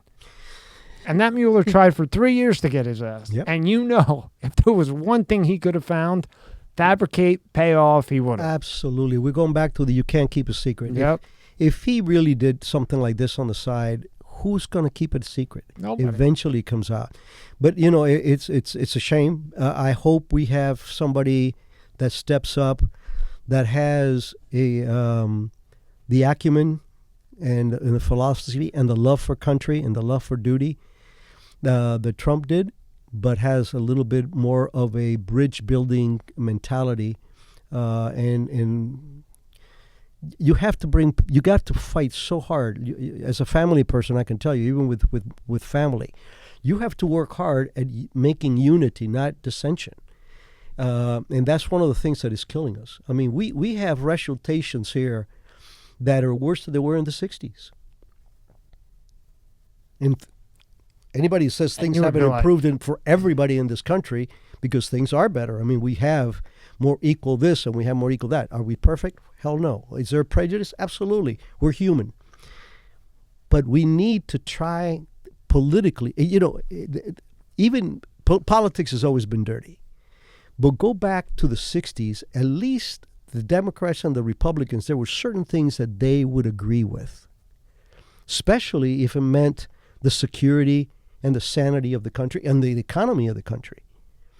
But when you are willing, if you have a guy like in Trump's case or like in Reagan's case, I don't want to get, like I said, let's distance the political a little bit to the historical. I'm with you. If you have a guy like Ronald Reagan who is punching all the right buttons, and he's got Margaret Thatcher and John Paul II, and he's making a world difference. The world is looking at him in awe. Everybody wants to be an American, and people are emulating him. And you are willing to undermine him just so you can win an election? It's not at his expense. He's going to go home and ride his horses and do whatever the hell he did. You're hurting the American people. And that is what, to me, is criminal. If I was king for a day, first thing would be term limits. Yeah. Because you cannot be in politics for 47 years and not be a prostitute. I don't think anybody would disagree with that. I got 2 more questions for you, and I'll let you get out of here, but you got to come back. You're only an hour away. Yeah. Okay. When they went after Saddam, do you think that was Bush doing that for his dad? Why in the hell would they go after Saddam? Saddam, in my opinion, he had that country under control. Why blast him? Yeah. I will tell you, and you saw the picture. I've met the president. I had a lot of. He comes across in person incredibly well. He never did on TV. It's tough. Okay, you gotta look at it both ways, but. I'm sorry, I lost my train of thought again. No, I mean... That's what happens when you get sugar loads. Yeah. No, just, like they went after Saddam. Right. Okay. And Saddam, right. I mean, don't you think he had that country under control? Without a doubt. Look, and then you whack him and then you put that was the stupidest mistake we made for a lot of reasons. First of all, you had Afghanistan... Wow, this guy agrees with me. Holy shit, I need that plaque. Absolutely. I mean, 100%. For us to go after Saddam Hussein was stupid in so many, and I have a theory, it's not mine, but I've read it and I agree with it. But anyway, we went after Saddam Hussein for supporting terrorism and possible weapons of mass destruction, operative word being possible. Mm-hmm. Nobody focused on the fact that the only natural enemy that Iran has had since time immemorial. Saddam. The Iraqis. So They why- had killed more Iranians, so we killed the mongoose. we killed the guy who was keeping them under control. So Since that happened, I could not fucking understand. we favor, and now, as you know, Iran owns half of Iraq, and they're Yeah. in Syria and everywhere else. Which is the worst thing. What we could I do. have heard that has credibility for me is that what's his name? Who was the? Oh, jeez, I'm looking at him. What, the Attorney General back? No. The guy over all of the military. Rumsfeld. Rumsfeld. Yeah, Rumsfeld. you can't forget him. I had the displeasure of meeting him once. Displeasure. Briefed him on a very good, successful operation, and I still wanted to take a shower when I left the place. But the theory He is looks that like a fucking real dick. he is a dick, arrogant, pompous, arrogant. Narcissist and imperial. You name it. He knows it all, right? Computer hubris. But what I have heard that really resonates and made sense to me was Rumsfeld felt that he needed to have his own war. Remember, he could not say we, the U.S. military, were first responders into Afghanistan. The agency stepped in and made him look bad. That wasn't our goal. We were just doing your job. The president said, go do this. We went and did it. So they were very late in the game. And I said, you remember, even after those Green Berets got into town, it took us months to be able to get the military power into that area till we could start doing the bombings and all that other stuff. So the theory that I read that resonated with me, especially after having met him once, is that he felt he needed to vindicate his administration, his portion of the administration, and they played Bush.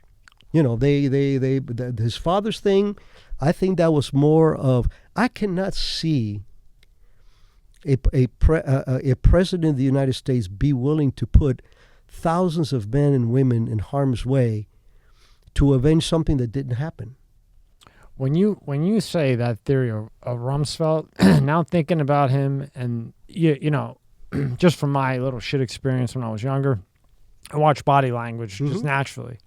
And that guy's body language, whenever I would watch him, very stiff, very know-it-all. Just I could see that being a positive. I could see him. Yeah. Could you say that, Rob? He was an egomaniac. And, it's funny because I can describe the time that we briefed him. It was a very cool operation that I was in charge in. We took out a whole bunch of bad guys. So it was all good news. We were sitting down, and he was in the podium.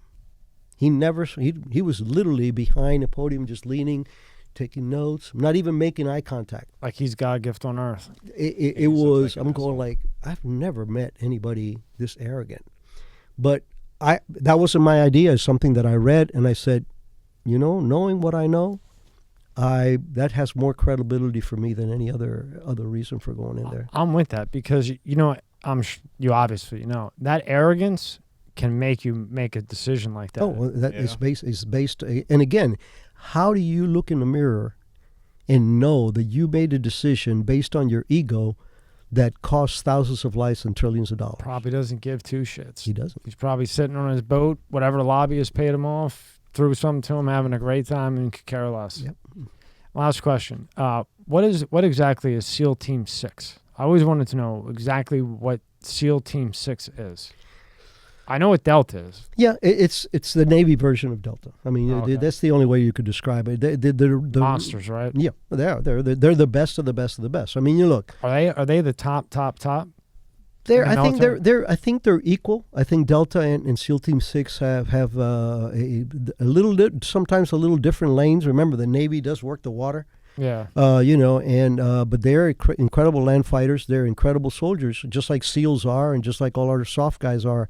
But you have two really tier 1 elements, and that's Def Group, SEAL Team 6, and Delta Force, neither one which exists, of course. But we were talking about only 2% of the population serves at any given time. Well, guess what, guys? Only 1 or 2% of the people in the military go into special operations.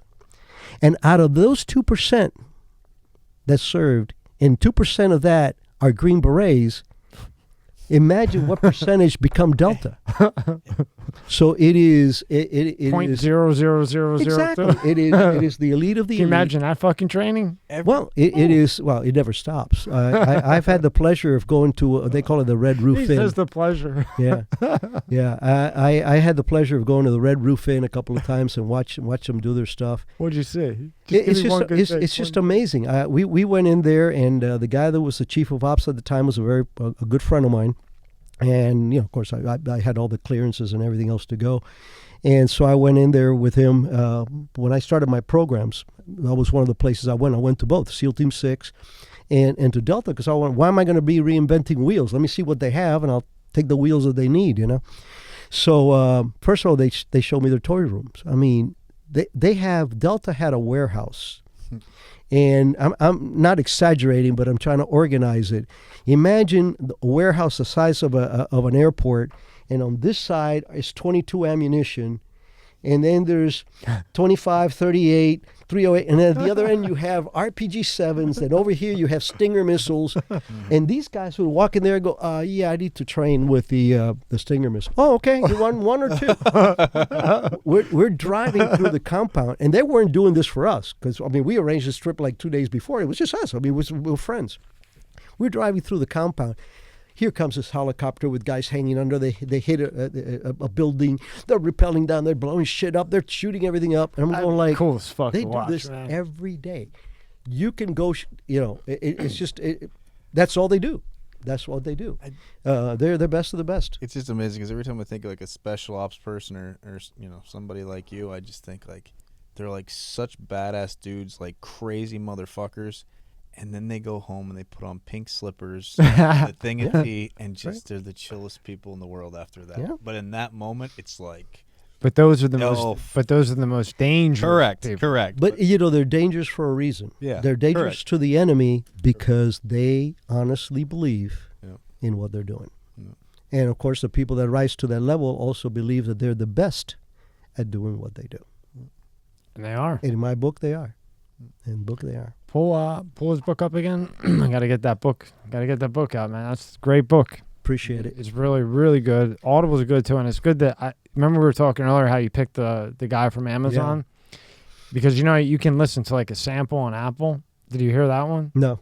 Nothing like the guy on Amazon. No. The Amazon guy has the kind of like the voice like you, like but that's why you chose him. A man's voice. Exactly. It's like he if came I'm allowed to fucking say that these days. Yeah, without getting castrated. That's the reason he was elected, because I thought that I could have done that whole book. I did the first 6 or 7 pages just as the intro, and it took me an hour and a half, and I was ready to jump out the window. That was the most. And this guy was so incredibly, you're talking about anal retentive. This guy would email me every afternoon and say, okay, your homework is to tell me how to pronounce these words and tell me what this means. And I go on audio and I would, Manicaragua.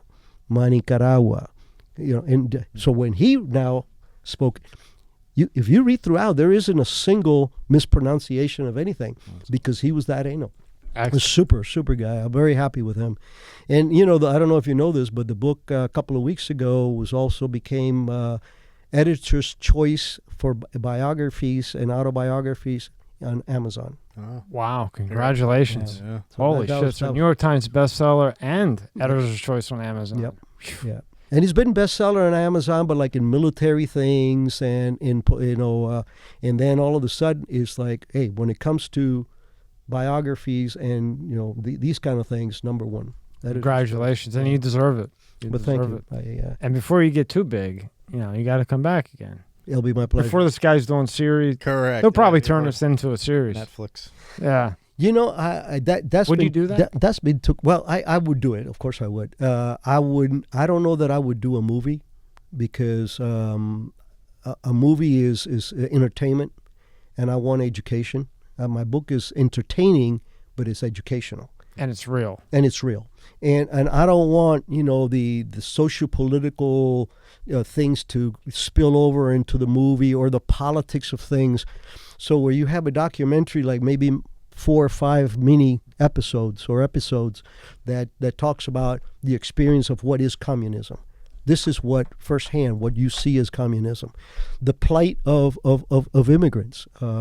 This country needs immigrants. We need legal immigrants. One of the things we got to do a lot better is have a process by which legal immigrants can come in this country a lot easier.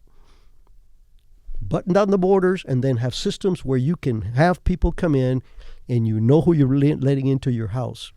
So it just goes on and on. And on. More so organize it. Organize, better, right? exactly. Logistics. That's it. We go back to logistics again. Yep.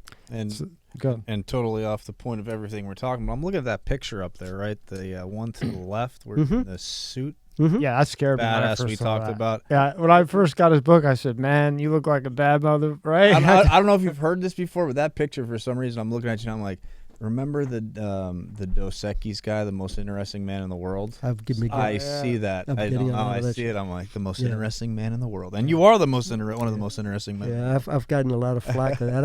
I have friends of mine will go out drinking beer. They all bring me Dos Equis.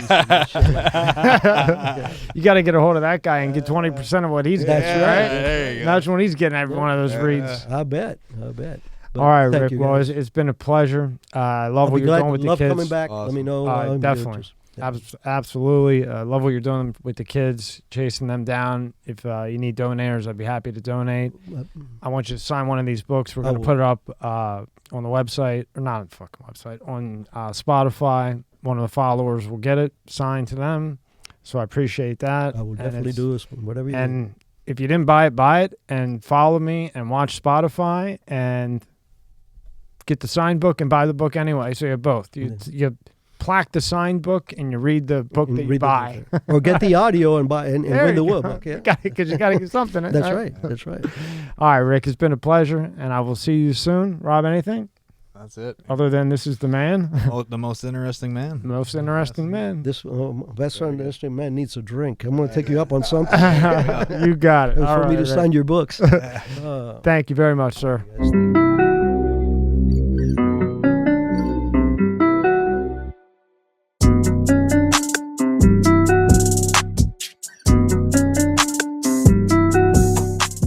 MSCS Media is now part of the Spotify exclusive team. If you'd like to watch this episode and others uncensored and uncut, click on the link in the description below.